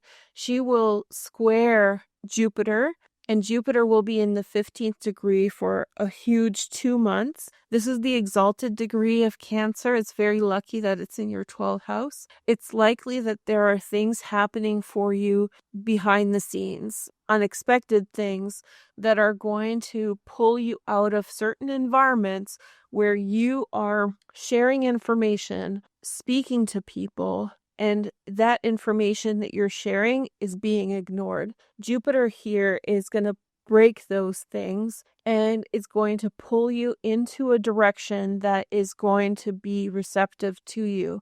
There's something within you, this is the subconscious, that is bigger than those situations. And when Jupiter reaches this position, it's going to break that place that is holding you back and the people who are holding you back. And this is where we have Lilith here. This is March when Lilith becomes a factor. It's late April that you want to pay attention. See, this is the maliciousness that makes you want to doubt yourself, Leo. And so this trine here from 14 degrees of Sag at the end of April, I have a feeling that it's connected with your progress, not so much that actually something is holding you back or that you're not good enough. This has to do with you being ready for a bigger audience, more people, diverse people, maybe people from abroad, new connections. You're going through a massive cycle of change. This is a chart for March 2026. Look at this. The North Node is finishing its transit through Pisces in your 8th house. You have such a huge stack of planets in Pisces early next year. And so this huge stellium of planets, asteroids, there's the moon coming in. This is going to be a moment for change for you. Big, big change, transformation, going in a different direction. Whenever I see Mars here, it makes me think that you initiate it. So don't feel like something's happening to you. You're just seeing better options out there. So let's take a look at your tarot cards, Leo. I really fully believe that you've been in a place where you say something and it's not well received at all. It's unheard, not well received. You're speaking in a room where the ears are not listening. And so with these transits, and this is the past, up until 2022, you may have felt increasingly isolated, especially between 2019 and 2022. But that Venus-Chiron conjunction likely sparked for you awakening, a friend, someone who was listening to what you had to say. And so there's this spark that is growing within you for this. This is 3 of Pentacles, which is career, but not for everybody. It's going to be career type oriented thing. It might be any kind of, it could be among your friends or among people that you're connected with. There is something within you that is pulling you out of a situation in which you're not well received at all. We have the Star and we have the last judgment, which is that 8th house stellium. So there's a decision that you're going to make for the better. You're hoping that something better is for you out there. And I think there's this internal vision that you have for yourself that you are going to go after. We have the Queen, the Princess of Pentacles, and the Queen of Pentacles together. These are earth energies. This could represent you as well in the form of trying to pursue financial growth, pursue financial means, new ways of making money. Look at this. And behind the Queen of Pentacles is the 5 of Cups. Here is your naysayer. She's a Virgo, Taurus, Capricorn. She could be a man. It could be any sign, but it's kind of the person who holds the key. And here you are pregnant with your new idea. There, she's pregnant. I love this card. And she's coming to the Queen of Pentacles and saying, hey, this is my idea. And the Queen is shutting her down. This is your story arc, but you're going to make it. These are more powerful cards than this little troll in your way. Okay. So you are pregnant with an idea, and then there is someone who is shutting it down. This is temporary. And so, like I said, with that final square between Jupiter and Venus right here, you have this breaking of the mold. I think you're going to go bigger than you thought before. So I think maybe what's in your way, this obstacle or the ears that are not listening, is actually the reason that is there is because this is so big. This is the new universe of Horus, right? The new universe being born. And we have the star, which is destiny. I think your destiny is bigger than your current situations, and your experience of being unheard is a byproduct of you waiting for that to happen. So yeah, in the meantime, there may be some naysayer that's holding you back from a temporary thing, but there's something bigger for you on the horizon. I promise you. Take care, okay? Bye. Virgo, Virgo, Virgo, Virgo. I think that you are going through some major transformations with regard to money with this 14th degree of Aries emphasized. You are breaking away from false ties and false directions. And we'll get to the tarot in a minute, but let me show you the astrology first. So, our observation of the 14th degree began with this full moon on October 6th. If you recall, we had two squares, one with Mercury, one with Mars to Pluto in the 6th house. This to me feels like an environment that's draining you, an environment that's overly demanding and very one-sided. This could be a situation where you are being imposed upon, or there's otherwise something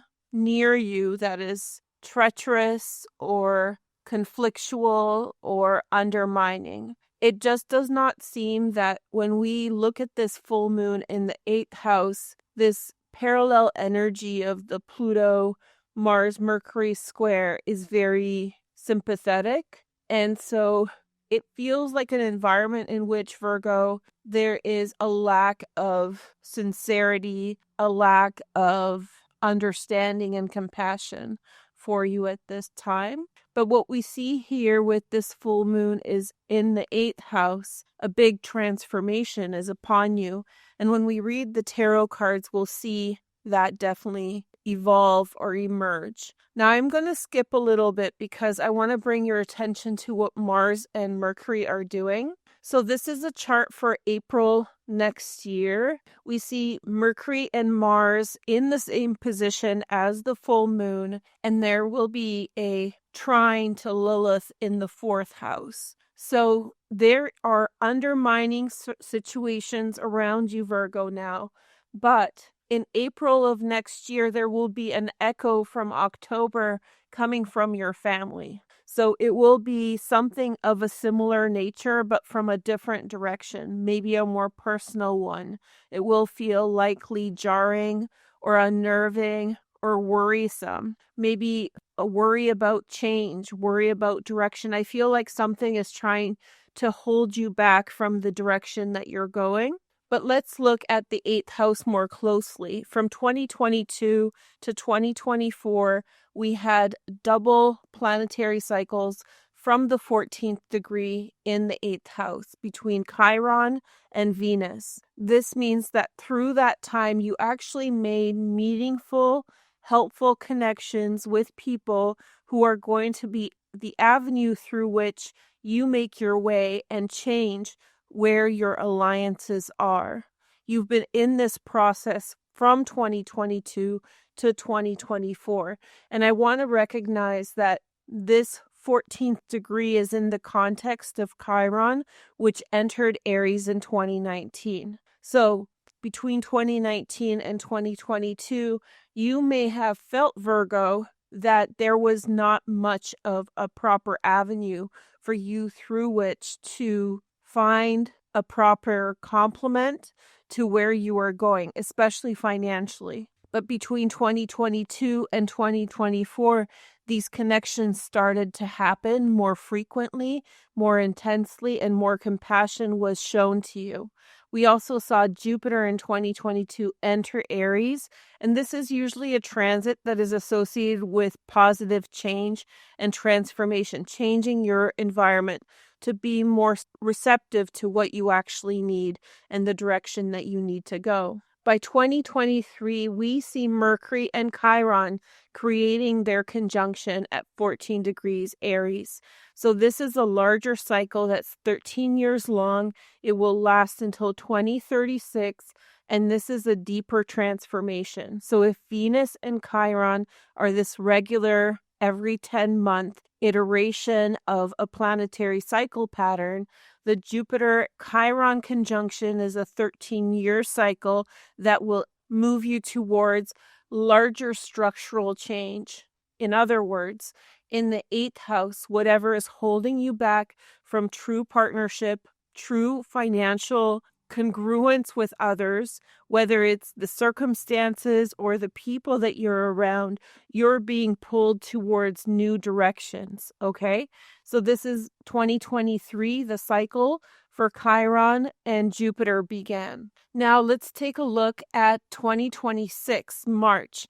We see Venus in Aries at 14 degrees. I know it's showing 13 in the chart, but it's 14 degrees. She moves really quick, squaring Chiron from the position at which Chiron and Chiron and Jupiter joined together in 2023. Let me correct myself because I misspoke. In 2023, Chiron and Jupiter joined together at 14 degrees Aries, and now in 2026, Jupiter at 15 degrees Cancer, the exalted degree, will create a square to Venus in that same degree, 14 degrees of Aries. And what that is going to do is provide you better opportunities through which you can achieve your financial goals and the directions that you want to go, Virgo. So these supportive relationships are coming through in your network in Cancer, the 11th house. Now, usually the square is considered like a negative or bad angle, but in this case, it's breaking the expectations. You've been trapped, Virgo, to some degree through this unfriendly, callous, hurtful, or hateful environment, the one that just wants to take and not give back. And so through your relationship to Jupiter and to Venus, right, in 2026, and especially in March, when Jupiter is in this exalted degree, everything starts to come together. Okay, Virgo, let's take a look at your tarot cards for this message. But I want to appreciate the Pisces stellium that is emerging for us in March 2026. This is in your partnership house. It's all coming to you, for you together. This is making it seem like some of these aggressive energies that have been around you in Sagittarius, in Aquarius, and in Scorpio have a lot to do with you being not in an area or a situation that surrounds you with allies that will protect you. However, this energy has changed already, and your allies, Cancer, Eris, Pisces, are already coming around you. And by March, there is this protective energy and a new trajectory that we're going to explore with the tarot next. Okay, so let's see the tarot because this is very exciting. We see the Four of Pentacles, the Adjustment card, which is Libra.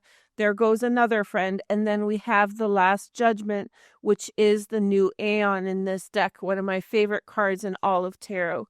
Then we see Virgo and Virgo, Venus in Virgo. We see Hermit, which is Virgo, and the Ace of Pentacles, a very clear trajectory towards financial success.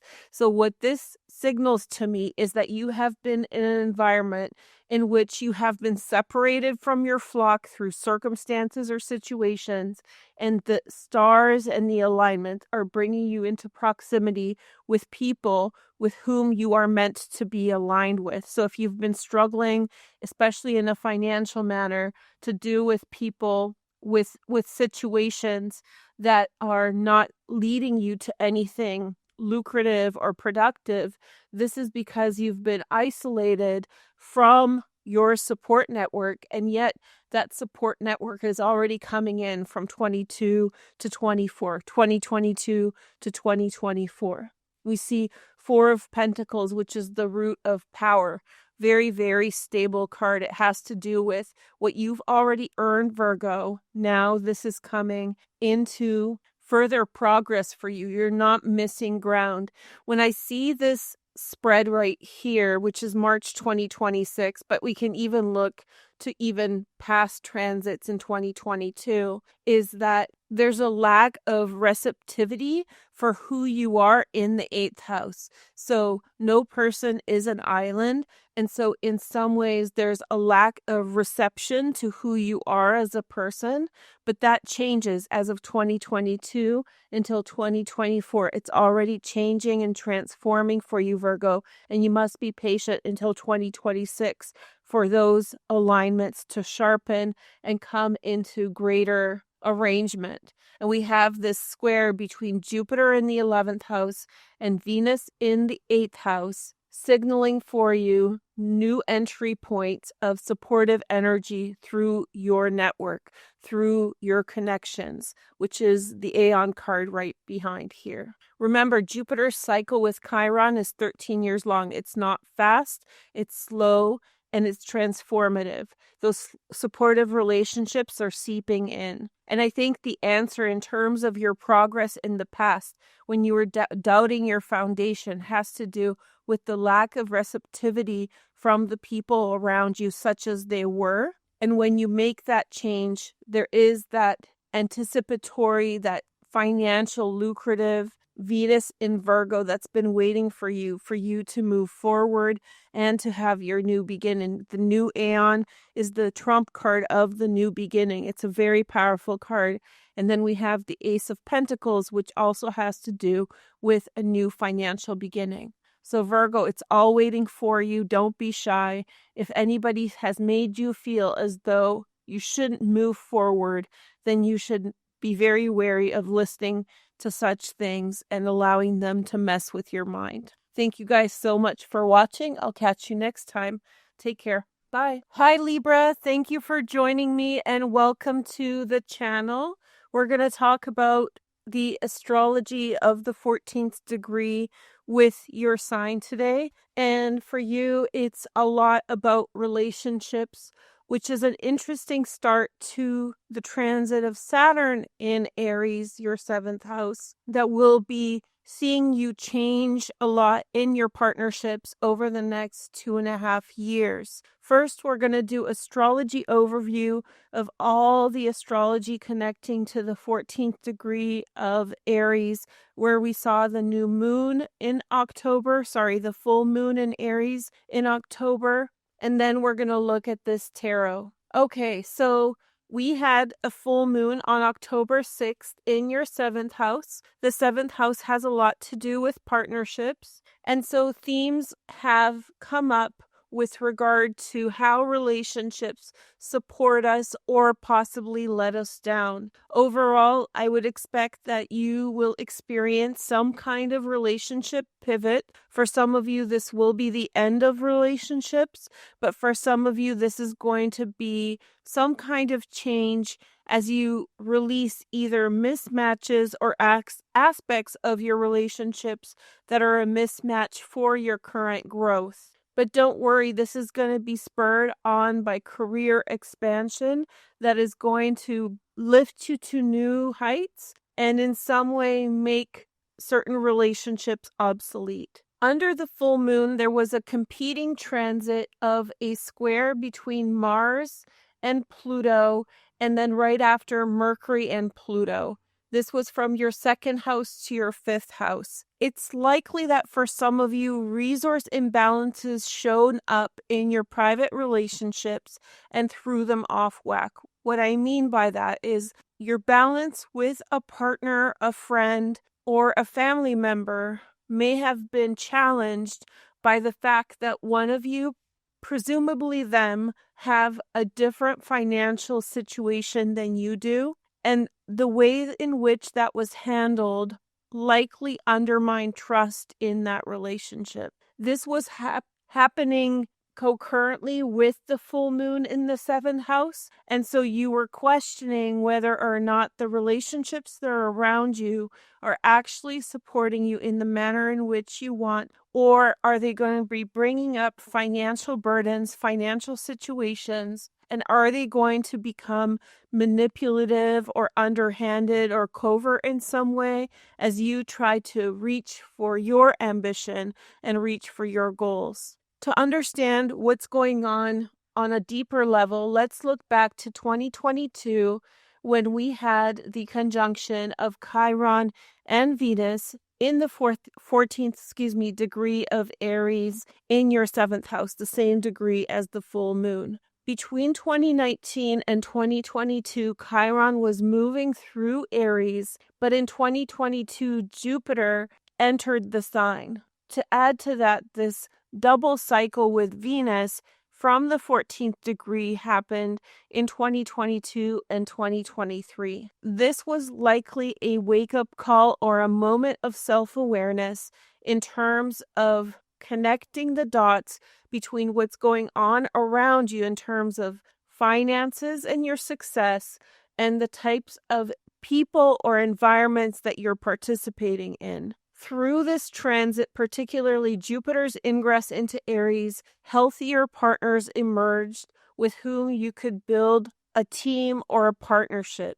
However, through this transit, it was very important that you be aware that you must let go of certain relationships that are either holding you back or not supporting you in the way that they should. In 2023, Jupiter joined Chiron at the 14th degree as well, and this began a 13-year planetary cycle that is going to scale your life by introducing you to better partners and mentors, and finally remove any obstacles of people in your life that have been holding you back.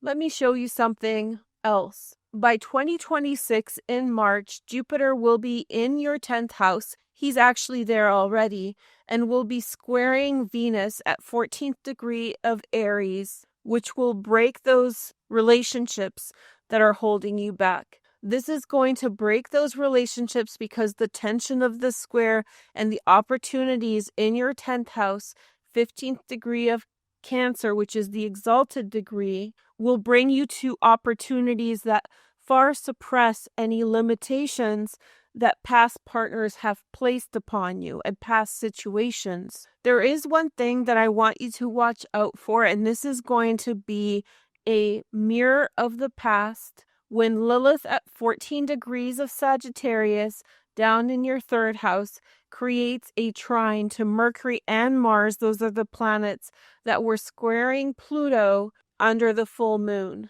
In this situation, someone who is around you, like a neighbor, a roommate, someone with whom you're not a friend with, but someone with whom you share a lot of time in similar spaces with, they may come in with information that will make you doubt the direction that you're going in terms of your relationships. It's likely that this energy is coming from maliciousness, such as jealousy or some other negative mindset. So be very wary with anyone coming to you at the end of April 2026 with knowledge that makes you doubt your relationships.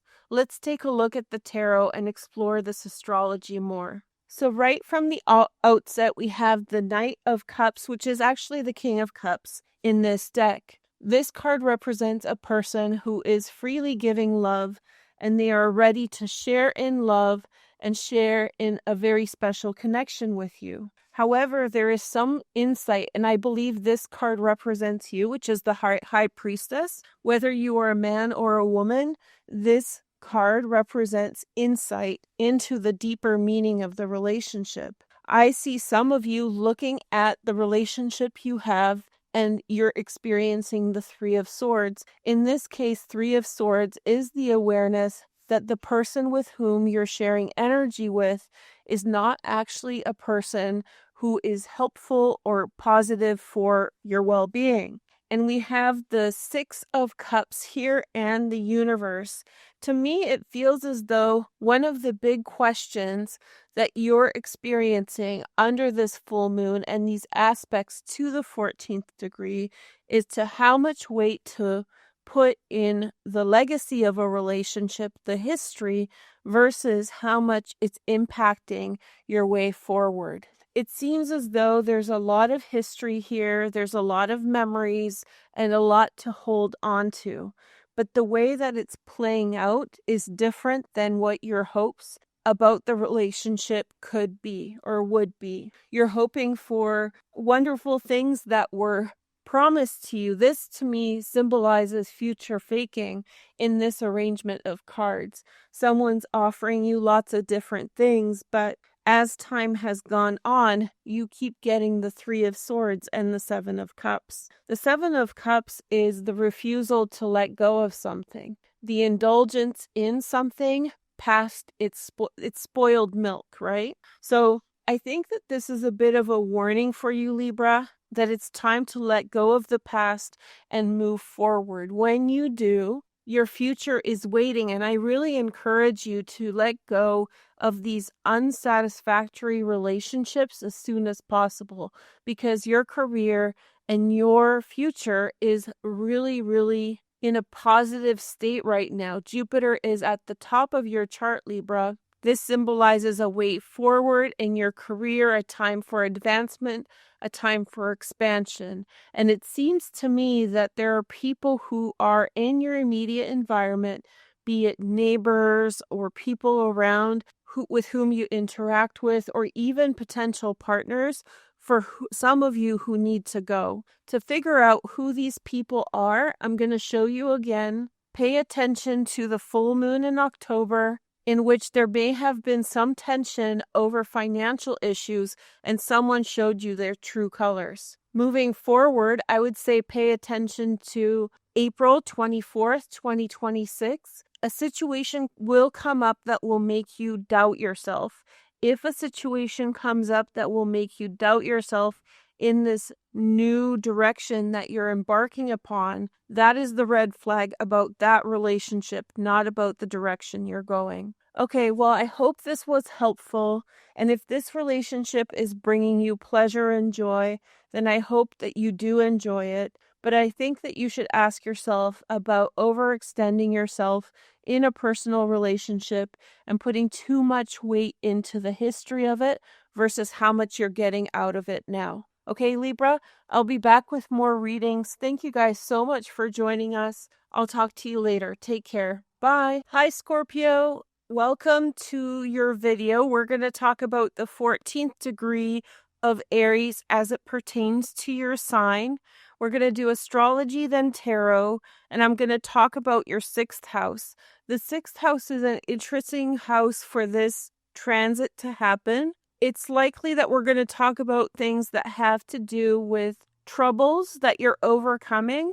So this is very much about improving of situations for you to do with things in your way, hostile environments, and getting yourself out of the way of things that are holding you back. So first, let's take a look at the chart of the full moon that happened on October 6th, 2025 at 14 degrees of Aries. This happened at the same time as a square between Pluto in Libra was squaring Mars and Mercury in your sign. What this likely represented was that you were becoming more visible in your environments. You were seen by people at school, at work, in your social circles, and some of the dynamics that you experienced early on in life, the same types of patterns emerged that didn't like it. So someone was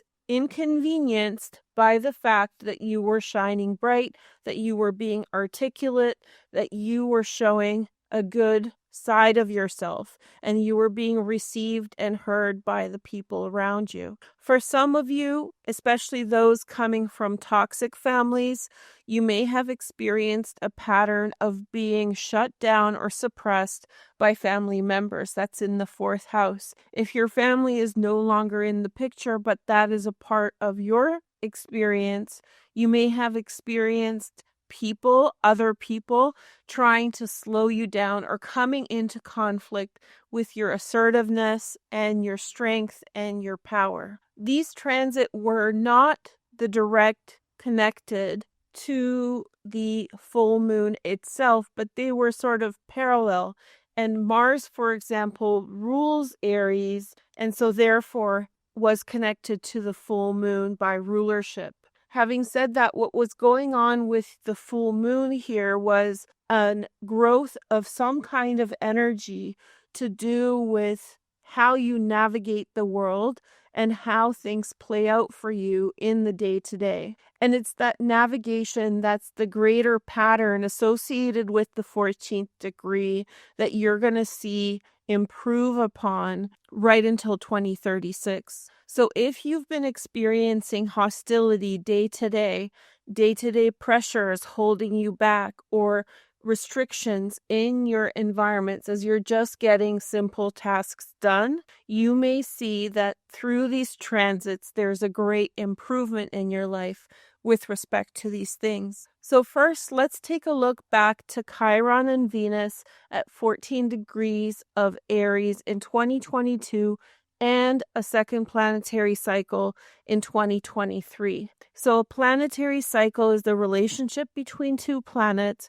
and Venus and Chiron happen to have their planetary cycle at 14 degrees Aries for 2 consecutive years in 2022 and 2022 and 2024. For you, the challenge was getting things done in a possibly hostile environment, or possibly an environment that is restrictive in some way. Between 2022 and 2024, there was something that started coming for you that was helpful in nature. It was a loving energy that was elevating you out of those impasses that you didn't really know how to navigate in the 6th house. So this is compassion and understanding coming to you, sympathy, people cutting you a break. And for some of you, this had some aspect of healing scapegoat dynamics. Scapegoat dynamics have a lot to do with people putting on you more responsibility than is fair. This happens in toxic family systems where certain people try to take advantage of an individual who doesn't have the support in the family structure to be resilient to that. In other words, the group gangs up on the individual to have them carry more of the load of the responsibility or workload. And so this is the energy that you were addressing from 2019 to 2022, with a great improvement between 2022 and 2024. The second planetary cycle with another planet is the conjunction of Jupiter and Chiron at 14 degrees Aries in 2023. Now, this is different than the Venus transit because Venus and Chiron have been forming conjunctions while Chiron has been in Aries since 2019. With Jupiter, Chiron forms just one conjunction every 13 years or so. And so, therefore, there will not be another conjunction. A new planetary cycle will begin in Gemini in 2036. This means that Jupiter is bringing into the 6th house permanent change in your circumstances of things that are in your way that are slowing you down. I'll show you the tarot card, but we'll explain that later, which is the 2 of Pentacles here. So Jupiter in the 6th house is your point of liberation, as all those dynamics that slow you down, that take advantage of you, are getting moved out of the way, and you're getting moved out of the way with them, to a place where you will not experience that. Just to backtrack again, or talk about the future, in April 2026, Lilith will be in your 2nd house of Sagittarius and will create a trine to Mercury and Mars. To remind you, Mercury and Mars were the planets in Scorpio that were squaring Pluto alongside the full moon in Eris in 2025. So this trine from Lilith to the same planets in your 6th house is telling me that in late April, almost May 2026, a situation involving money will emerge that will make you doubt whether or not you can break through those blockages that are slowing your day-to-day out. The main thing to know about Lilith in Sagittarius is that her ways of holding you back are temporary, and they involve mostly scare tactics. However, because of the nature of your 14th degree Aries 6th house, it will be impactful on you in some way. In other words, those squares that you experienced under the full moon and these other transits make you second guess whether or not you're not perpetually stuck in the same situation. And so at late April 2026, you may be asking yourself, so back to square one again? No, this is just the square tactic. It's a trying tactic. It's just a scare tactic to make you self-doubt at a time in a situation that you feel vulnerable about. But don't worry about it. Overall, Jupiter and Venus are forming very powerful aspects to each other, and in 2026, in March, they'll form a square where Jupiter is actually now in your 9th house of Cancer.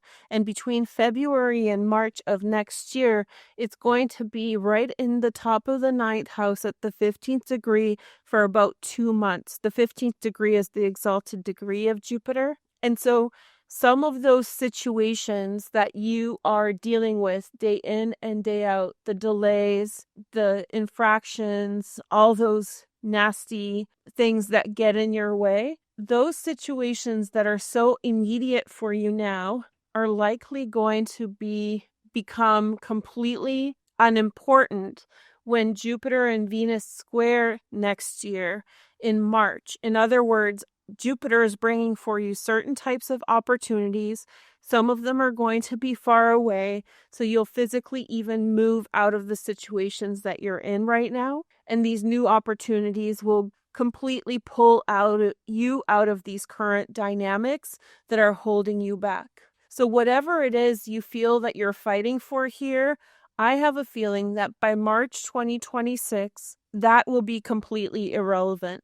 And you're going to have much bigger things to be excited about, much brighter horizons to look forward to. Okay, so let's take a look at your tarot. So it looks like you made some kind of important decision. That decision has already been made and you're moving forward with it. This to me really mirrors the Mercury-Mars square Pluto on the IC that we saw alongside this full moon. So when we're looking at a timeline, I think this decision has already been made and you have the resolve to go in a particular direction. But it's normal that there are many things happening around us as we are moving forward. And I think that some of these dynamics around you, maybe people trying to slow you down, people dragging their feet when working with you, those dynamics are still present as you are moving forward in a completely different direction. So I think this represents you moving forward, having made a decision around October 2026. This was a decision within your heart about which direction to go to look for something better. I think that in your day-to-day, which is the 6th house, the Aries house, this house right here, I think that you were looking at things as they are and you were like, this isn't doing anything good for me. And then we have the Lovers, and I really want to read it with the Four of Wands down here. The Four of Wands is Venus and Eris, and this points to the 2 conjunctions with Chiron, but also the square next year, March 2026, to Jupiter, from Venus to Aries at 14 degrees to Jupiter at 15 degrees of Cancer. And so what I think is that's happening for you, Scorpio, is that you have a new path ahead. This is symbolic of a relationship or some kind of romantic connection or a friendship connection. For some of you, this is siblings and moving ahead towards the goal that you want. In other words, in these cards, there's nothing to do with those obstacles that are taking up your time, taking up your mind, distracting you from things. Your system's a go. And you're moving forward just very clearly, very decisively towards where you want to be. And I think the 9 of Rods also illustrates this in the sense that you are going in the direction that you want and you have a strong resolve in the direction that you want. What I do think will happen is that there will be circumstances from this past that will try to slow you down. And don't shoot the messenger, but I do have a feeling that this Lilith 2nd house to your 6th house aspect in April next year, or maybe some of the other things that are going on in the 6th house. I think that the fact that you are unbothered and moving beyond the distractions they have been throwing your way is going to cause circumstances in which they'll try to make you move slower. Okay. So it's almost like they don't want you to succeed in front of them, but they don't want you to leave them behind and succeed despite them. And I think that nothing's going to happen that's going to really destroy things, but you need to be very aware of the fact that certain people are going to try to create for you obstacles as you move forward. And I don't want to worry you, but let me show you this. So this square to Jupiter means that there's something really outside of this context that is waiting for you. So Scorpio, pay no attention, move past your current situations, and don't even spend a minute worrying about petty people doing petty things. I hope this was helpful and informative. I think that whatever you have going on is very exciting, so congratulations, and I will talk with you soon. Take care. Bye. Hi, Sagittarius. Thank you for joining me and welcome to my channel.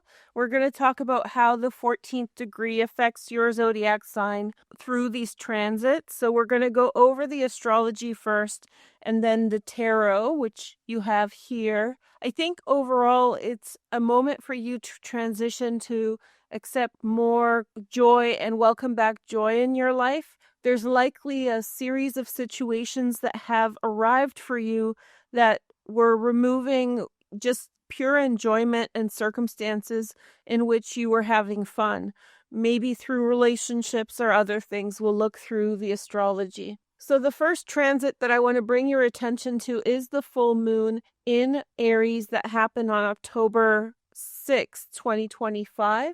So under this full moon, we had a mirror energy of a square between Pluto, Mars, and Mercury. And look, Mars and Mercury are here in your 12th house, while Pluto is in your third.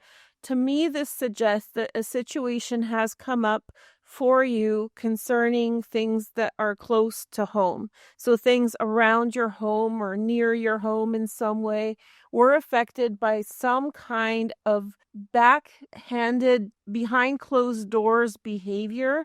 So someone did or said something. There could be a rumor that in some way showed up for you in your neighborhood with your neighbors or people around.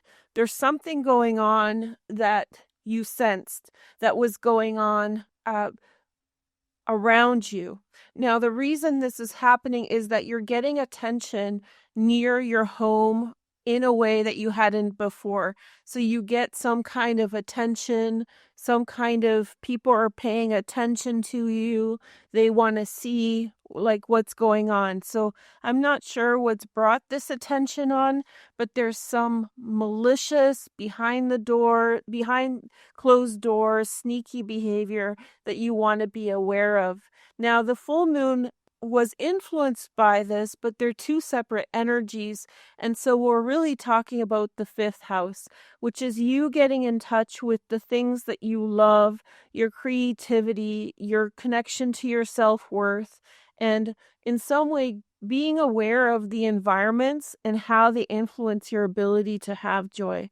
For me, Sagittarius is the sign of joy. I think that you have such a lovely sign, and oftentimes one of the most lovely aspects of Sagittarius is your ability to live in joy and participate in life through joy. And so as Chiron entered Aries in 2019, you may have become aware of ways in which life has kept joy from you, not since 2019, but with the ingress of Chiron and Aries, you have been paying attention to your environment and maybe seeing certain ways that circumstances, situations, and possibly people are keeping you from really expressing a true version of your joy that's inside. So with this full moon, I feel like there could have been some kind of awakening to the idea that you want more joy, you're not expressing your creativity enough, or maybe that a relationship is working in a way that's you've settled into a relationship that possibly is not giving you all the joy that you desire. So something needs to change, and maybe with this full moon, you grew into awareness of this. Now, if we take the chart back to 2022, we see the conjunction of Chiron and Venus at 14 degrees of Aries, and there will be a second conjunction in 2023 at 14 degrees of Aries as well. So this is a double planetary cycle. Planetary cycle just means that it's the relationship between two signs in how they orbit around the sun, or from our perspective, how their relationship evolves from our geocentric perspective. And so this began a 2-year pattern in 2022 and 2023 to 2024 that began in the same degree as the full moon that we had. And from this position, I think that in some way you had a series of realization points of what kind of love you deserve, challenging what you have been accepting, and thinking about the direction that you want. So bringing love in, maybe taking a look at certain relationships that you are experiencing, maybe making sure that your children are experiencing the highest expression of joy and happiness so that you can share in joy and happiness together, exploring how maybe you have not been creative as much as you'd want to be in certain situations. So in that 22 to 24 cycle, planetary pattern, you may have been assessing exactly where that joy is leaking out and where that joy is leaving, and starting to patch those things up. Now, in 2023, we had Jupiter form the conjunction in the same position with Chiron as well. And so this is a similar energy, but slightly different because Jupiter is working on a long-term pattern. So with Jupiter, what we're looking at here is a cycle concerning long-term structural change with regard to how you receive love, how you express creativity, how you engage in the world with joy. And so as Jupiter began to make its orbit in relation to Chiron, we started experiencing increases amount of love for you and joy and celebration in that 5th house. It began with the conjunction, and now we are in a square. I'll show you this now. So in 2026, in March, Jupiter will retrograde back to Cancer, 15 degrees Cancer, and make a square to Venus at 14 degrees of Aries again. Under the full moon we just had, they were in a sextile with Venus in Virgo, and by the time March rolls around, Venus will be in Aries, creating her closing square to Jupiter. So there's a couple things going on here. First, Jupiter is making its square, it's square to the position at which it joined Chiron. And secondarily, in April 2026, it's creating a square to Venus. To me, what this symbolizes is that you're in a process of change. Jupiter in Cancer is in the 8th house. And so some of the things that you think you want to do that will bring you joy are small in comparison to the things that are coming for you in 2026 in terms of how you express joy, how you receive love, how do you experience happiness, joy, and celebration of life. So in other words, what you are thinking about right now is in your way of complete joy and happiness is just a fraction of what you are going to see as a possibility and move towards in 2026 when Jupiter sort of changes the things that you look to for joy and happiness. In other words, it's likely that you are going to change certain things about your life in March 2026. That is going to directly affect, in other words, you're going to be seeking more love, more joy, more happiness through these changes. And I don't think that you can even conceptualize what those things will be. They will be far greater than what you are hoping for now. Now, in April 2026, next year, we do get a bit of a challenge transit. This is an echo from the full moon that we just had in October. Not the moon directly, but when we were talking about this backstabbing energy, the square from Mars and Mercury onto Pluto, in 2026, in April, Mars and Mercury will actually create a trine to Lilith in the first house. Some situation in which you've just experienced in October 2025 will echo its way in late April, beginning of May, when Lilith at 14 degrees creates a direct trine to Mercury and Mars.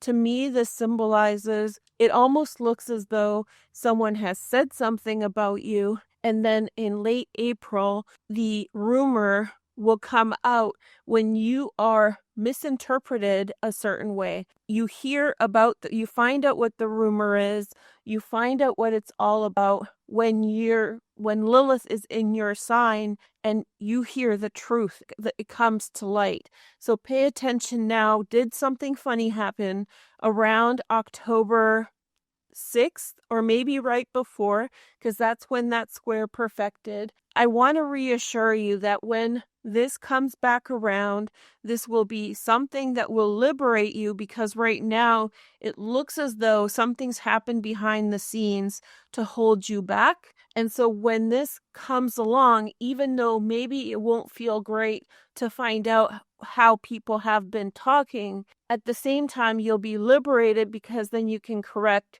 the misinformation or disinformation campaign. And just notice that in October, it was Mars and Mercury here in Scorpio, but in April or May of next year, it'll be Mars and Mercury again at the 14th degree of Aries, aspecting Lilith. So I think that's important. And in some way, there's a level of maliciousness running through this reading for everyone, and everybody's kind of working through that energy in their own way. So try not to worry yourself too much. But I think the Lilith aspect to Mars and Mars and Mercury will be very, very helpful for you at that time, because then you'll find out what actually is causing you this kind of vibe shift in the environment. And with that, there will be an environmental reset in which the things you're currently worried about, the things that seem off right now, will be fundamentally changed as Jupiter creates a square to Venus at that time in Aries. That's going to be in March of 2026. Let's take a look at the tarot. Okay, so I have 6 cards for you: the 5 of Swords, the 3 of Wands, the 6 of Pentacles, the 10 of Pentacles, the Wheel, which is a 10 as well, and then we have the Prince of Pentacles. I think that, like many other signs, I'm reading from Aries to Pisces, so I've seen a lot of the signs and what they're going through. You're moving beyond something. Now, I really want to tell you, no matter what they said, no matter what the situation is, I don't think that you can explain or that you can talk your way through this. In other words, yes, it seems like deception. Yes, it seems like dishonesty, but there's an agreement to misunderstand here. So don't waste your time in trying to justify or clarify the situation. These are not ears that are ready to listen, or even if you try, I don't think that they will be listening to you. But all the other cards are good. And overall, with this Prince of Pentacles, which I think is actually you're moving past these situations. You're surrounded by wealth and success and joy. So this is really leaving a darker situation behind. Now, the other thing that I'm getting with this 5 of Swords is people inherently understand when we are moving past them and certain situations. And so they get insecure by the fact that we're on to a new path, a new journey, progress, because every misery loves company. And so people typically tend to feel uncomfortable when people with whom they have interactions with or people who they see as on their level suddenly start moving and shifting away. So you have to just be patient with this process, because what's coming for you is a lot of success, a lot of progress, and a lot of improvement. I think it's something that involves your creativity. Here is the sun in Aries, the Three of Wands that's shown up. And so maybe through Aries season of next year, that's when Jupiter will be at the 15th degree of Cancer, exalted degree in the 8th house. So let's talk about the 8th house a little bit and what it could mean here. The 8th house is shared resources. And it seems like this is a repeat pattern. There's a pattern of gatekeeping and withholding resources from people. And so Jupiter here is, in your situation, is addressing any ways in which you have been kept out or locked out from your progress. In other words, people may have not been completely honest with you, and you had wanted to participate, but there was a gatekeeping, there was a closed door there. And so there's a pivot here in which you're moving towards more joy, more happiness, progress in your life. And so that will happen through Jupiter in the 8th house. And those people that have been holding you back, they are not going to be able to influence that progress out of the situation. What else we see here is the 10 of Pentacles. Let me take the chart down so that you can see what I'm talking about. This is a card of family. And for some of you, this is a firm family foundation that is actually going to carry you through. Let me show you what's going on actually in the chart next March, because this will be helpful. Look at this stack. Now, it's pretty normal that we get lots of planets in Pisces, Aries in the spring. Those are spring signs. But we have, in this case, look at this stack, this stellium in Pisces in your 4th house. And so this reminds me of your 10 of Pentacles, this really, really powerful support from people who care about you. And family can mean non-blood relatives, people who you're very close with. It's almost like I get a sense of untouchableness. You have this sense of being untouchable. This circumstance can't hold you back. It's almost like you've been promised joy. You've been promised happiness, and you're meant to move forward. There's also an element here of creativity, in the sense that your creative vision cannot be held back by other people's ego. And so here you're moving forward. The Prince of Pentacles is like the Knight of Pentacles in other decks, and he is moving forward, and he is progressing forward with his vision to where he wants to go. So I think that it's likely that you have a vision of creativity. For those of you who are creative types, you have a vision for yourself. The 5th house also represents love and relationships. And for some of you, there's a really powerful connection. It's almost like everything gets left behind as you move forward with who matters, what matters in your life. So get ready for it. I don't think that the things that have been holding you back or pushing you down are going to stick around until 2026. Hi Capricorn, thank you for joining me and welcome to the channel. I'm going to talk about the 14th degree of Aries and some transits that are happening here for you. First, we're going to do astrology, and then I'll read the tarot. And look at these cards. They're so beautiful. We have the Emperor and the Empress. Can't wait to tell you about them. The main themes for this reading for you, or the main energy here, is to rebuild home and stability to something that is better responsive to what you need to feel good about yourself. We had a full moon here at the 14th degree of Aries on October 6th. And during this time, there was a square between Mars and Pluto into your 2nd house. These two events happened at the same time.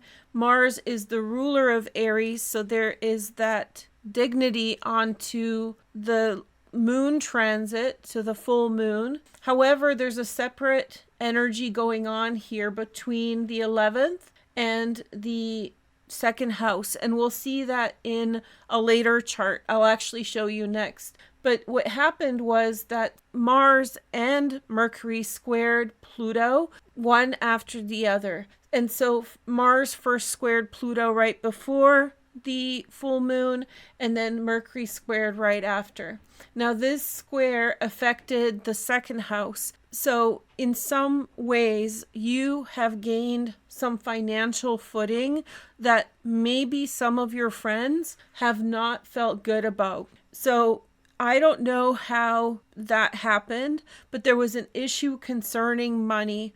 And so maybe your success had made certain people feel uncomfortable or shy in a way. And there could have been something involving a change that happened for you maybe even 6 months ago that now you're feeling the pushback, jealous eyes, maybe some bad vibes between your friends and yourself. So pay attention to this. Let me show you how that plays out into early 2026. So in 2026, what we actually see is Lilith in the 12th house, in your 12th house, in Sagittarius right here, 14 degrees Sagittarius. This is the end of April 2026, and she's actually creating a trine to Mercury and Mars in Eris. So what this represents is that there's some kind of energy that is carrying over. Remember,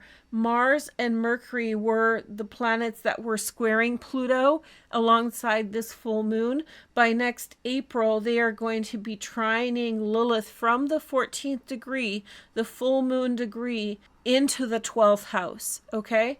And so in the 12th house, especially Lilith, it looks like there's some kind of sneaking around energy from what you've just experienced in October 2025 from the full moon. And you may find out something, some kind of secret, some kind of outcome, but I just want to really stress that you should not worry about it.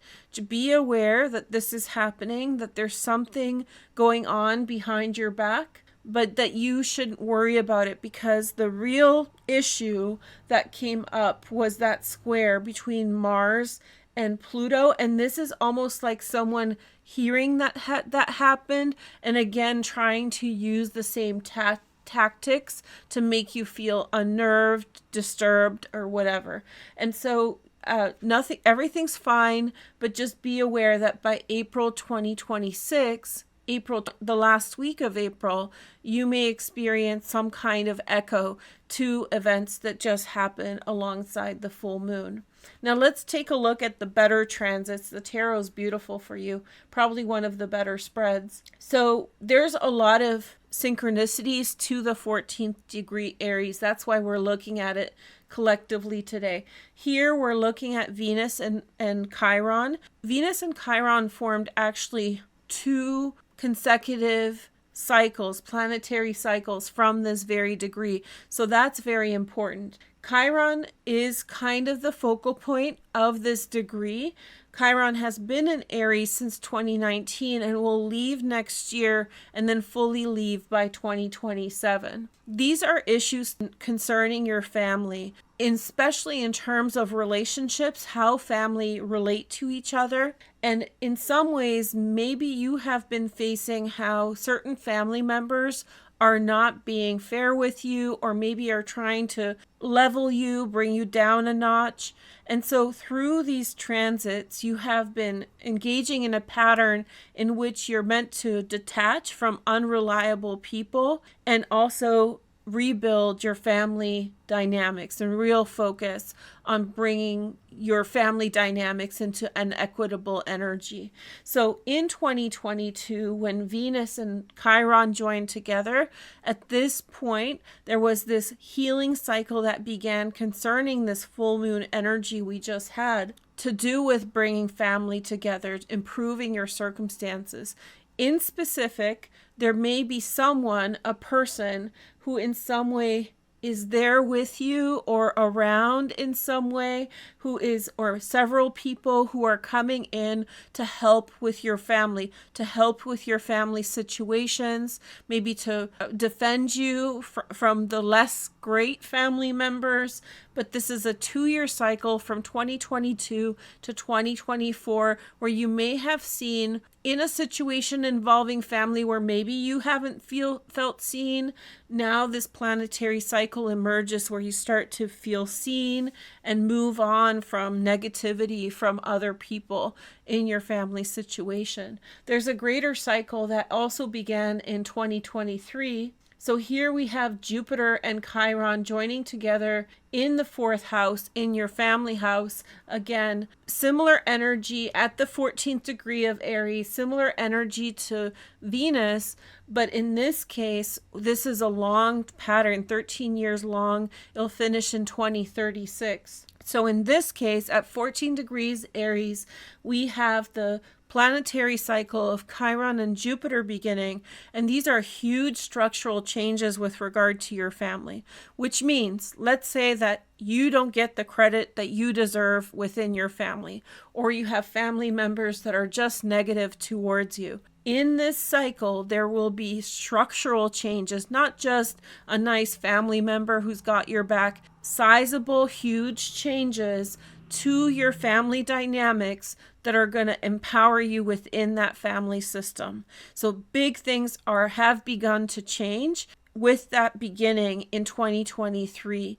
In 2025, we are now in a square, and I'm going to show you this now. So in 2025, Jupiter is now in Cancer, right? And it's been in Cancer in your 7th house. Do you know what this looks like?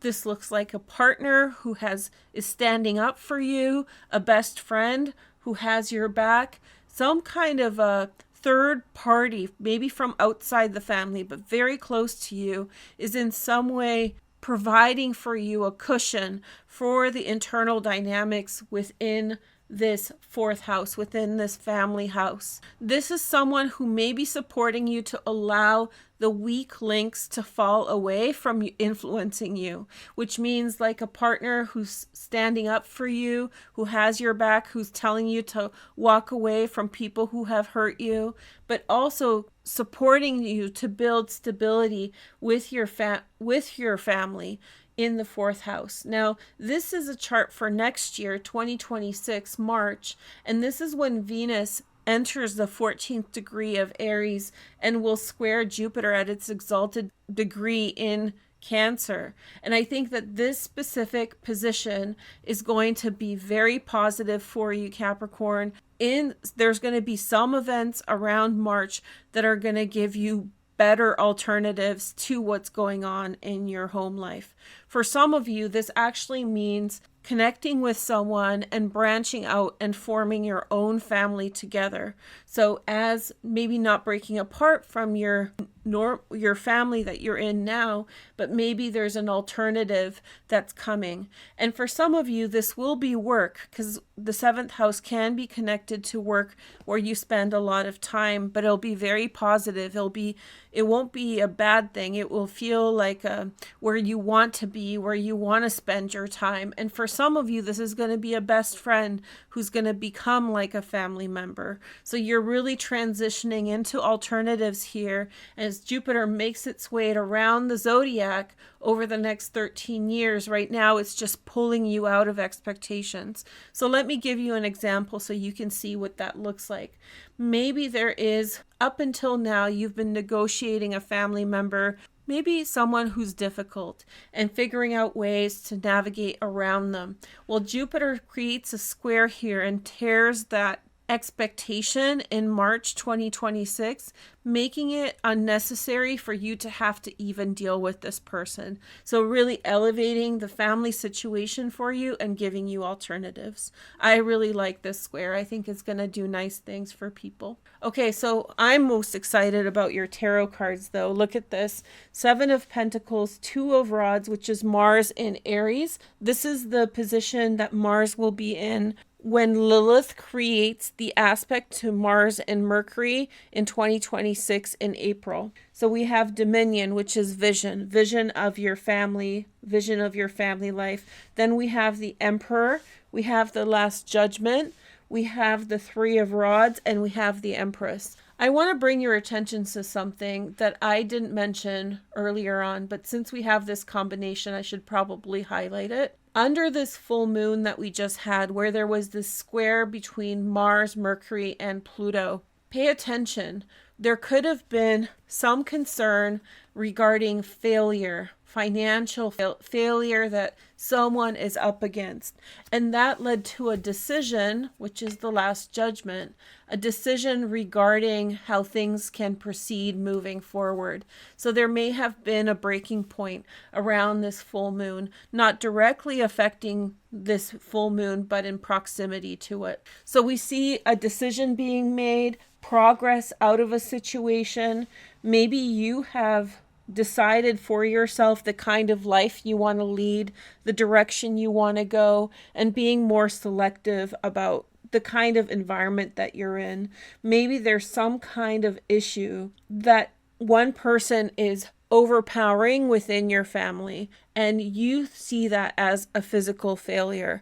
Maybe the way that they're pushing everyone to compromise on, you see as a threat to your safety and stability. So I see this path here of you kind of saying no and moving forward with vision and virtue, which is Sun in Aries. Again, we're looking at spring 2026. I want to say 2025, next year. And so I think that there's some bold action that you are taking in relation to your family. And look at this, we have the Emperor and the Empress, and since we have Jupiter in the 7th house, very auspicious for improvement in family relationships, connection. Maybe you and your partner say enough is enough of that family drama. Maybe it's the in-laws, maybe it's not your family, maybe it's theirs. Enough is enough. We have a new beginning, and we're taking a new beginning forward that will be more stable, and detaching yourself from people that are affecting your finances in a negative way, are being harmful in some way. There's just this cutting out the toxicity. I hope you enjoyed this message. I'll be back with more. One of the prettier readings, I would say, for your sign. So I wish you all the best, and I'll be back with more messages soon. Take care. Bye. Hi, Aquarius. Thank you for joining me, and welcome to the channel. We're going to talk about the 14th degree of Aries, which is your 3rd house. And so in this case, we're talking about rebalancing your home environment, peace within the home, removing of obstacles in the neighborhood. Those kinds of patterns are going to come up. First, we're going to do the astrology, and then we're going to look at this tarot spread. So just hold on tight and we'll get to it. So the focus of this energy begins at 14 degrees of Aries full moon, October 6, 2025. During this full moon, we saw a square between Mars and Mercury squaring Pluto in your sign. This is a red flag for me right away. What it seemed like for me was there was some kind of negative attention being drawn to you from your career because a new aspect of yourself has emerged, a confident aspect that may be triggering certain people to come into direct competition with you. So you're asserting yourself in a way that is making other people at work uncomfortable, and you may have experienced some kind of disruption with regard to that. Now, this isn't directly connected with the full moon. However, because Mars is the ruler of that moon, it has some influence on it. In the 3rd house, we're talking about patterns of stability, and I can see you kind of thinking about your career circumstance, your public circumstance, and thinking, what am I coming home to? Is my home serene?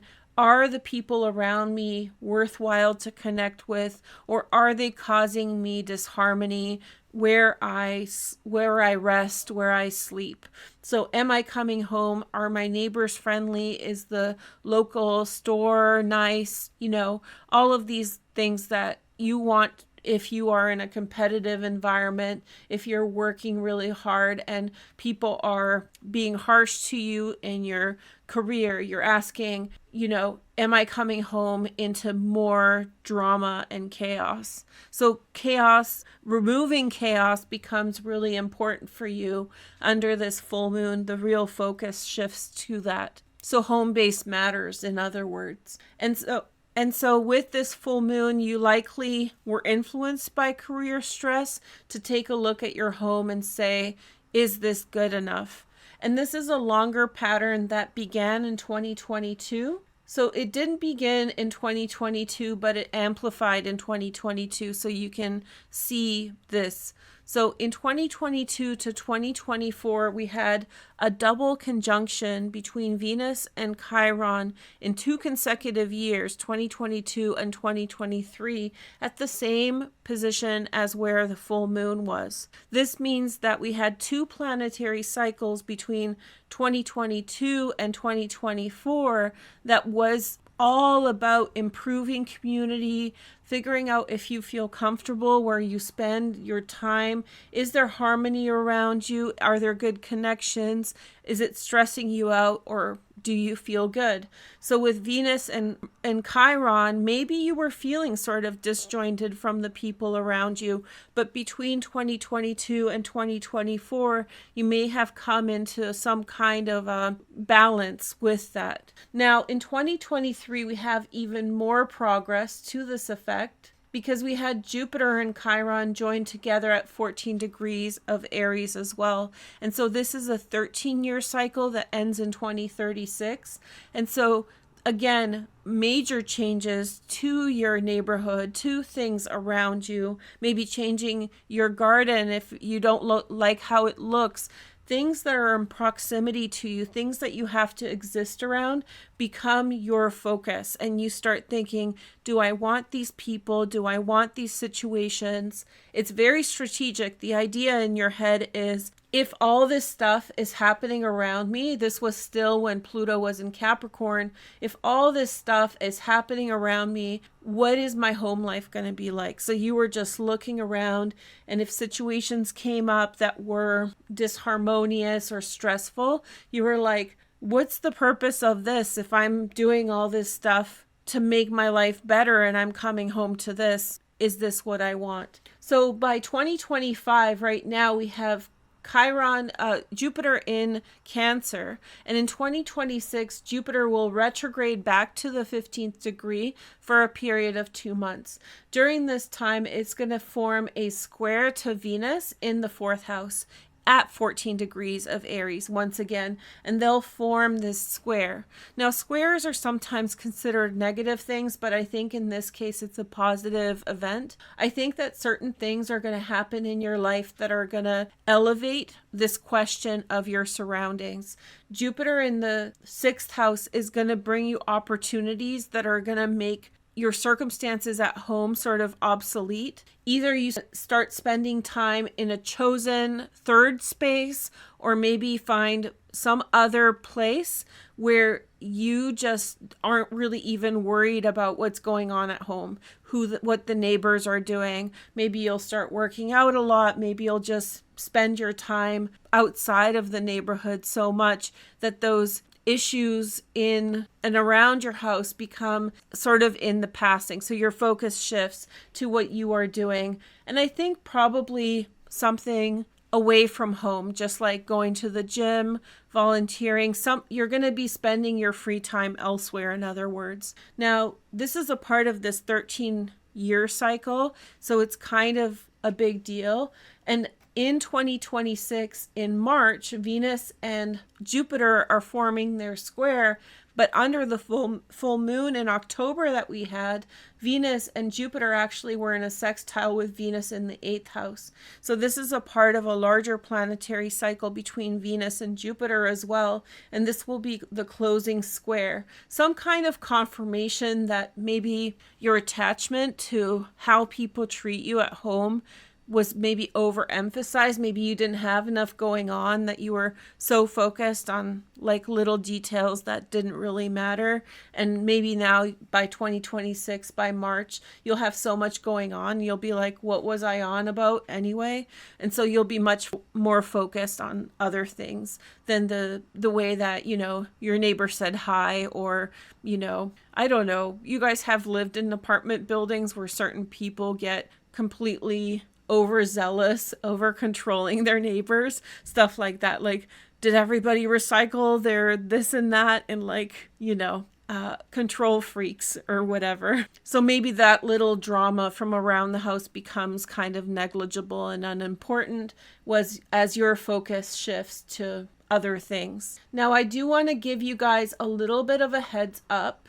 And this is going back to Mars and Mercury that we were talking about in Scorpio in October 2025, that full moon, the square to Pluto. By about April 2026, Mercury and Mars will be at 14 degrees Aries, but this time they're going to create a trine to Lilith in the 11th house. Be careful of who you become friends with at work.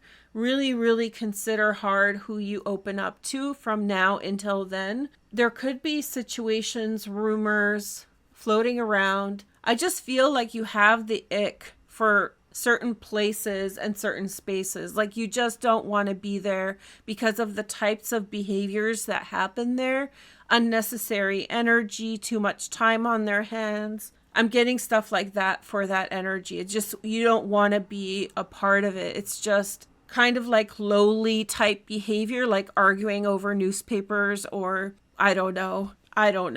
But yeah, like little things that don't matter. And I think that you were also kind of annoyed at that. And I think that that's a reflection on the 14 degrees of Aries, about how you want your space to be a sanctuary. But for the present term, I think that Jupiter is going to be an alternative for you, in the sense that whether or not your immediate environment resolves itself, we can't control other people, you're going to have other things to think about, good things to think about, things that you'll be excited about. So I want to take a look at the tarot. We have the 10 of Rods, the 4 of Cups, which is Moon in Cancer, and then we have the 10 of Cups, and then we have the Chariot card, the 8 of Swords, and the Queen of Cups. To me, this signifies that there are certain things you won't able to get resolved, whether it's the homeowners association, you know,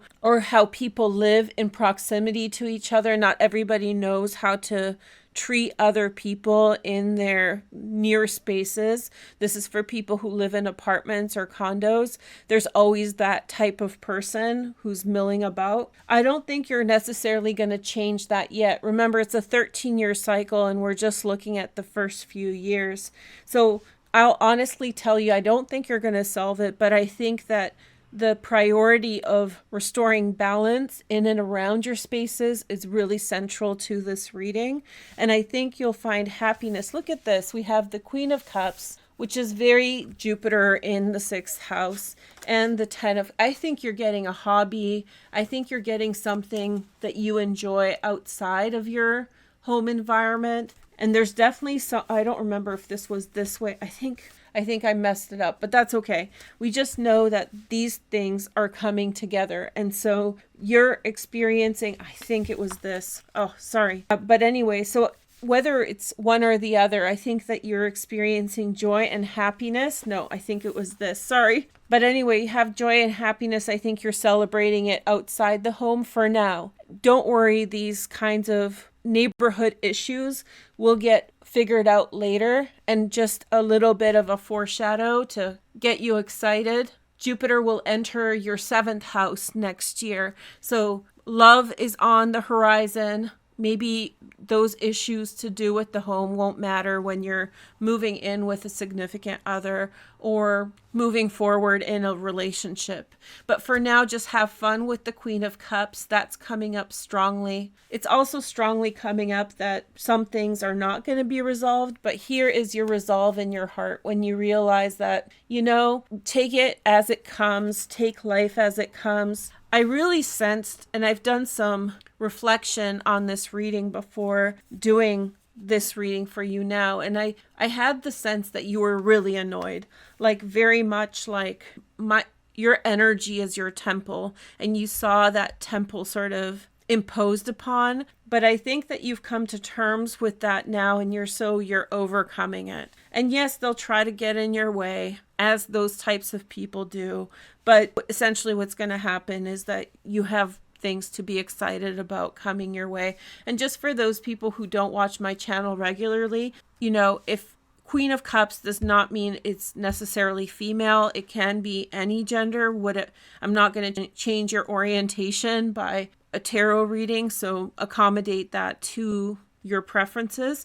And in fact, that can be you as well, just being very happy in a situation. Jupiter in the sixth house is going to be really nice, just bringing light and levity to your everyday experiences. And here's that weight that you came into this reading with, some kind of just being imposed upon with other people's drama. Okay, thanks, Aquarius. I hope you guys have a wonderful month, week, day. I'll be back with more readings soon.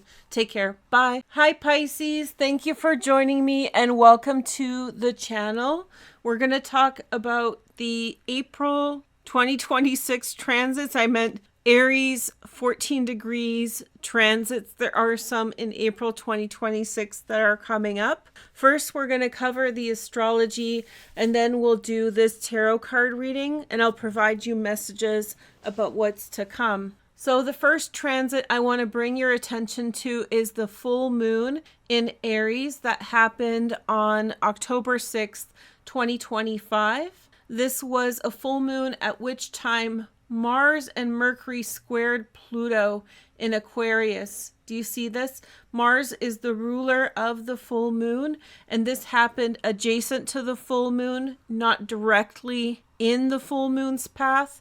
The square actually happened a few days before, and then Mercury squared Pluto right after. This will make sense in just a minute. What actually happened is that you may have faced some kind of criticism for the way that you're reaching out. Let me explain. In the second house, the 14th degree involves a lot of aspects to Chiron.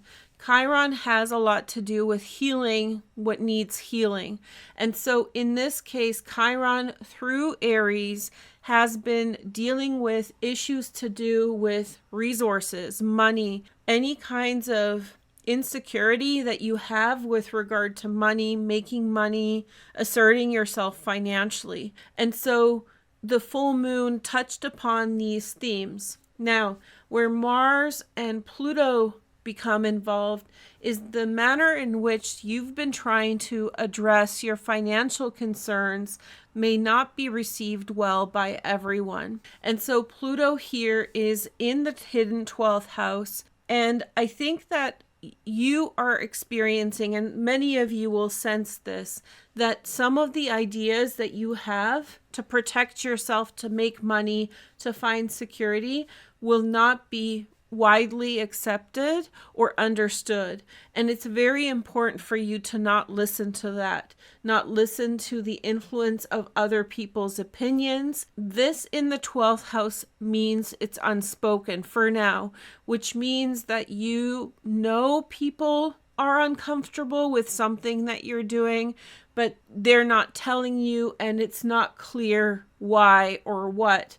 So it's very important that you honor your need for financial security by taking care of yourself here in the second house. Now, I'm going to sort of break the order in which I've been doing this reading to show you what the effect of this will be next year. So do you see Lilith has entered Sagittarius on April 2026, the end of April? And from this position, she's actually creating a trine to Mars and Mercury. Remember, Mars and Mercury were the two planets that were squaring Pluto around the time of the full moon. By the end of April 2026, you will hear feedback about what these people were saying, thinking, judging.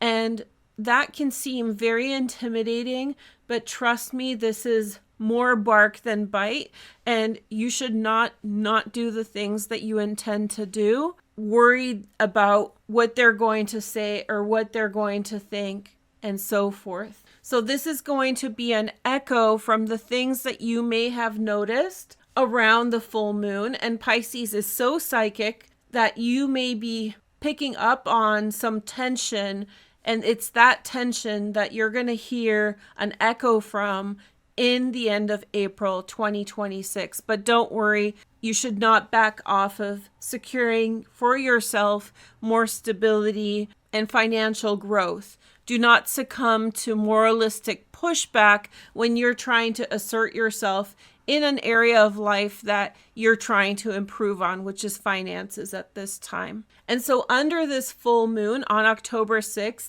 you may have seen actual positive progress in the ways that you have been trying to restructure your finances. So that's a great sign. In 2022 and 2023, Venus and Chiron formed conjunctions in Aries at 14 degrees Aries in your second house. That's the exact same degree of the full moon. So we had two planetary cycles between 2022 and 2024 that brought to you some sense of understanding. In other words, until this point, Chiron entered Aries in 2019, and you may have felt that people don't understand your financial situation, that you don't get the emotional support, the kind of moral support for your particular context. And so with the conjunction of Venus and Chiron, specifically at this degree, this really increased the amount of understanding you may be experiencing from someone. So up until that point, you may have been noticing that you're really out there doing it by yourself. And now with this conjunction, this 2-year pattern, 2022 to 2024, you may have really come to realize that there are certain people that have your back in financial situations. Chiron in your second house has to do with restructuring your financial life. And in 2023, Jupiter formed a conjunction with Chiron at 14 degrees of Aries. And this is a 13-year cycle that will continue to 2036. So whereas Venus had more frequent planetary cycles with Chiron from 2019, each 10 months, a planetary cycle begins between Venus and Chiron. With Jupiter, it's this far-reaching cycle that's 13 years long. So whereas Venus provides you emotional support and understanding, with Jupiter, there's structural change beginning here, which means improvement for your finances, improvement for how things are done. And that's why you shouldn't listen to people judging you for how you're trying to make ends meet, how you're trying to live your life to make sure that you're okay. So let me show you where Jupiter is up to now.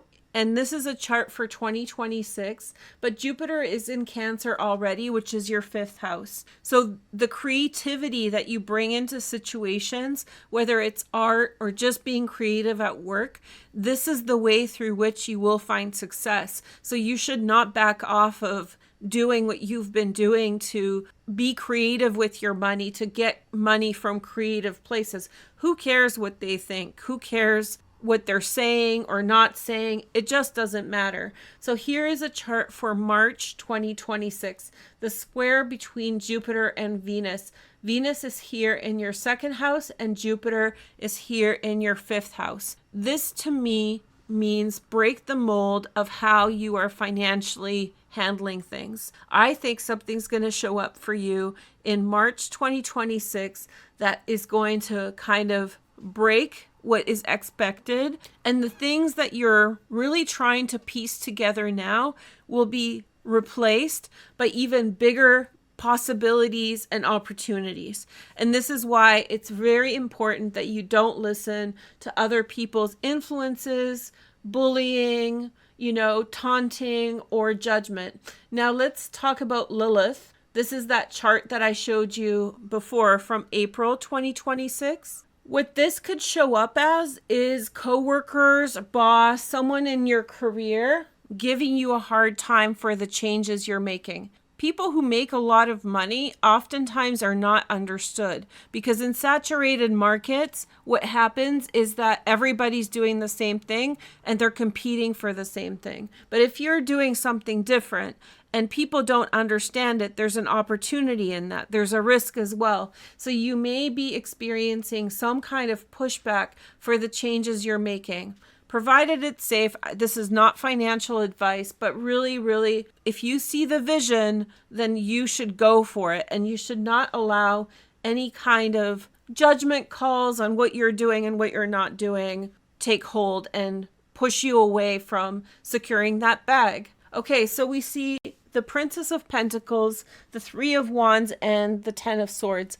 I have a feeling that somebody's going to let you down. This could be a friend. This could be someone who you somewhat trust, hope, but rather rely on their opinion, or you look forward to their opinion.